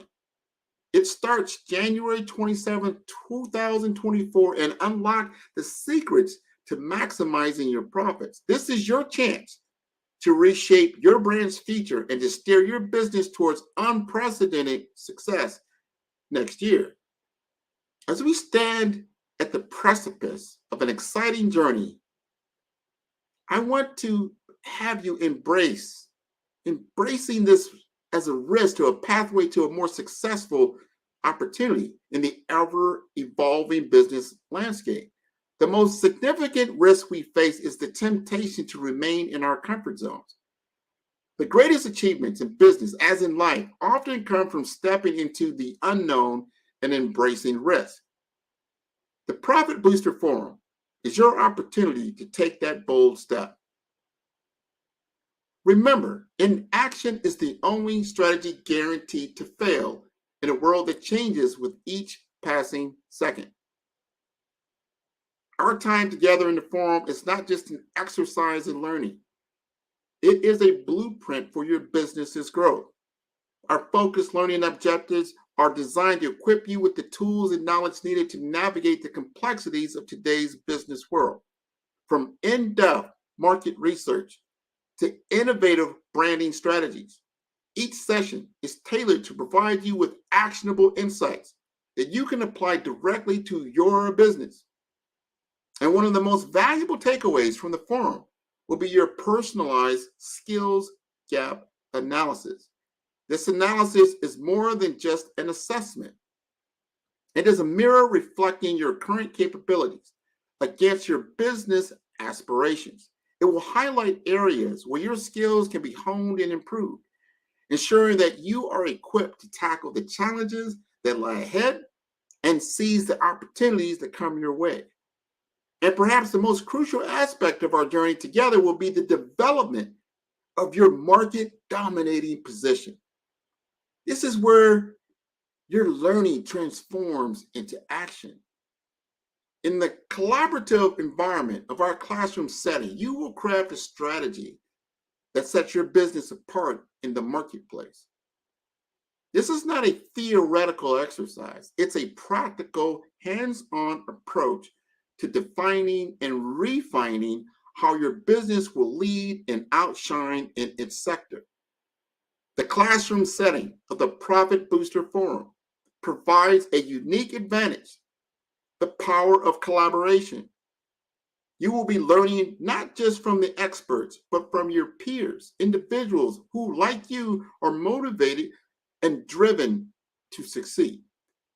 This environment fosters continuous learning, where ideas can be shared, challenged, and refined. As we prepare to embark on this transformative journey with the Profit Booster Forum, let's focus on the actionable strategies that you will be equipped with. These strategies are not just theory, they are practical tools tested and proven in the furnace of real-world business challenges. Our first key strategy revolves around mastering market research. This isn't just about understanding your market. It's about diving deep into the psyche of your customers, identifying emerging trends, and foreseeing market shifts. For example, using advanced analytic tools, you'll learn how to dissect customer behavior, allowing you to anticipate needs and tailor your offerings proactively. Then we will focus on building a resilient brand identity. This strategy is about creating a brand that not only resonates with your target audience, but also withstands the test of time and market fluctuations. We will explore how to craft a brand story that connects emotionally with customers, just as successful brands like Netflix or Airbnb have done, resulting in increased customer loyalty and brand advocacy. You'll learn how to position your offerings in a way that differentiates you from your competition. We'll dissect case studies of businesses that have successfully repositioned themselves in the market, achieving a unique niche. For instance, how a local coffee shop transformed its business to focus on sustainability and ethical sourcing, capturing a new market segment passionate about these values. These strategies are not just the tip of the iceberg. The Profit Booster Forum is designed to take you through these and many more, providing you with a comprehensive toolkit to elevate your business. As we conclude our session today, remember that the Profit Booster Forum is your opportunity to transform these strategies into tangible results for your business.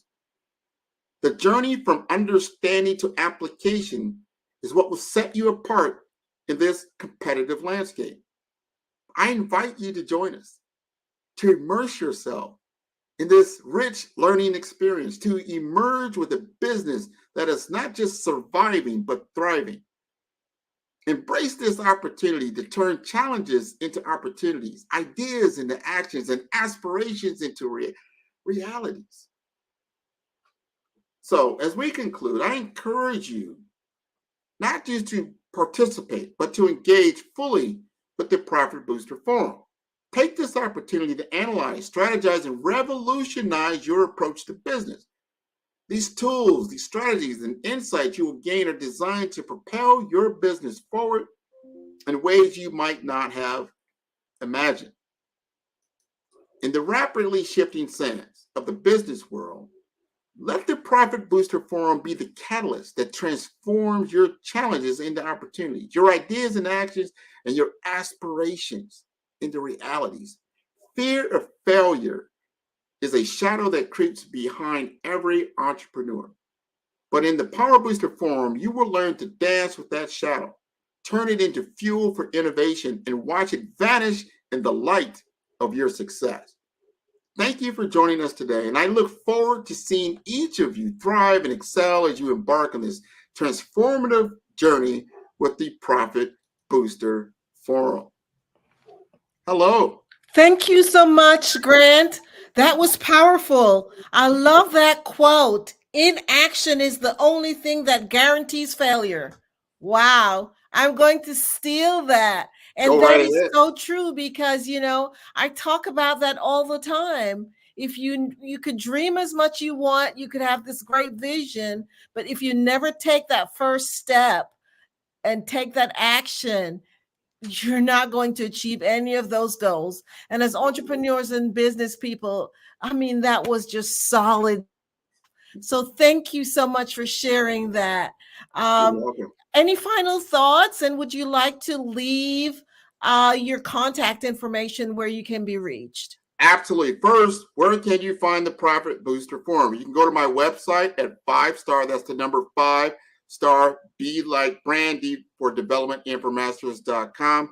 Along the top, you'll see Profit Booster Forum. Just click on it. You'll see information, and then you can register. If you're on Eventbrite, do the same thing. Put in the Profit Booster Forum, Grant McGaw, Sydney Warrensby, 5-star BDM. It'll pop up. It'll start on January 27th. Now, they're filling up quickly. We're going to do a cohort of about 20 individuals. The cost is below $500 for 4 weeks. This is unprecedented. So you're going to get a 4-week course, right? That's January 27th to about February 17th. You're going to get 2-hour sessions with industry experts and a cohort of 20 other individuals. I encourage everyone. This is a once-in-a-lifetime opportunity to grow your particular brand. Awesome. Well, thank you for sharing that. And I'm definitely reach out to Grant to get involved in that cohort.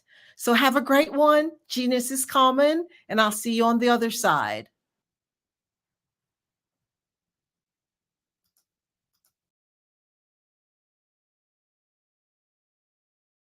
Sometimes you got to hear the news from the Black perspective, and more specifically, Black publishers. And that's exactly why you have to download the Hey Tie app, the largest mobile app delivering breaking news, videos, and podcasts from 200 of your favorite Black publishers. Yes, 200 Black publishers delivering news as it happens, literally all in one app. Go to HAYTI.com or download the app in the Google Play Store or Apple App Store. It's completely free, along with information that you can trust, so go check them out.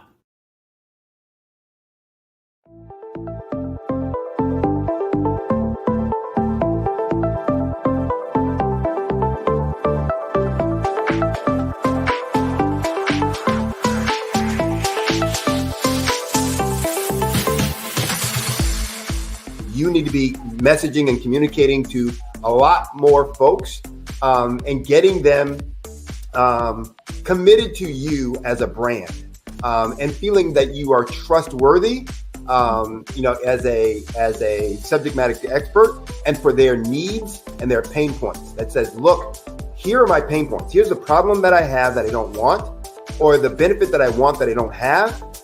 And Grant and Sydney understand that and are giving me information to be able to assist, in my eliminating those pain points.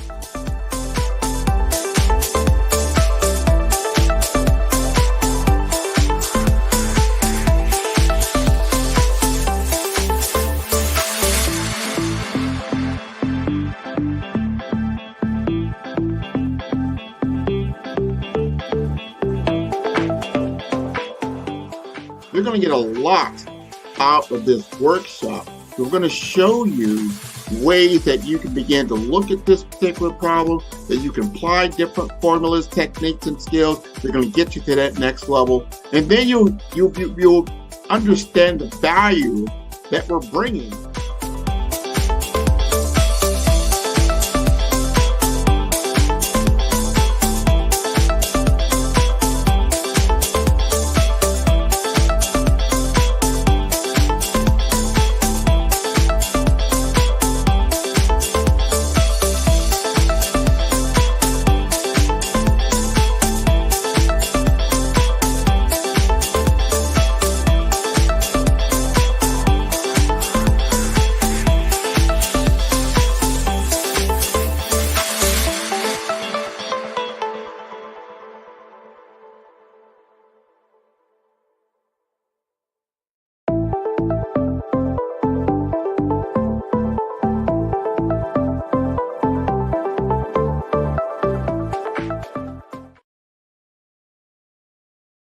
Hello, ladies and gentlemen. Allow me to introduce myself. My name is Tara Bush, and I am the co-founder and COO of the Hello LLC, where our mantra is helping everyone live life optimally. And more importantly, helping entrepreneurs leverage leading-edge optimizations.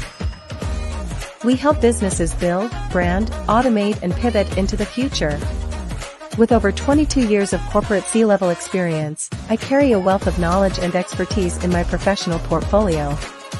My professional journey has encompassed various facets of business, executive leadership, project management, marketing, systems, space planning, and strategy implementation. I have had the pleasure of partnering with and managing multi-million-dollar projects for the top Fortune 500 companies, prestigious universities, and well-known sports teams around the world, like ExxonMobil, Apple, Samsung, Citgo, HP, Ziegler-Cooper, the Houston Astros, the Dallas Cowboys, Bank of America, and Vanderbilt University. What fuels my drive is a passion for innovation and creativity that knows no bounds. I thrive on pushing the boundaries and thinking outside the box to bring fresh, ingenious ideas to the forefront. I turn visions into reality. As a leader, I am a steadfast advocate for integrity and creativity. I am driven by a profound desire to help individuals and businesses create their own return on time investment while leveraging technology. At the Hello LLC, we are more than just a 3D digital marketing agency. We are a community committed to helping, building, and thriving together with integrity. We can either show you, teach you, or do it for you. We believe in the power of innovation to transform the status quo. My fellow professional powerhouses, in the spirit of abundance, I firmly believe that there is enough prosperity in this world for all of us to thrive together. So, I invite you to make the pivot because the future is already here.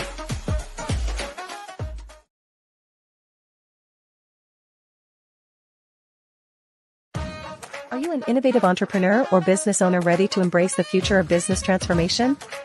The world is evolving at an unprecedented pace, and it's crucial to adapt and pivot towards success in this dynamic landscape. At the Hello LLC, we are dedicated to guiding you through this transformative journey, offering a comprehensive suite of services that extend beyond the metaverse and 3D immersive experiences.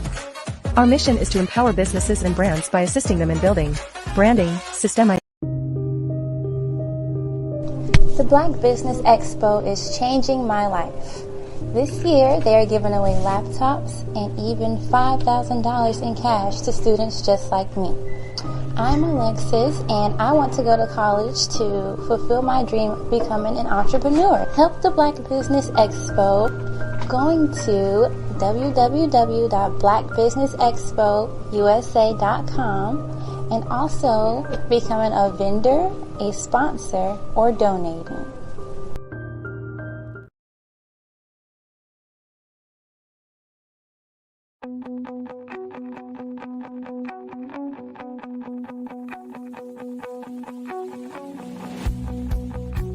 I am Black Business.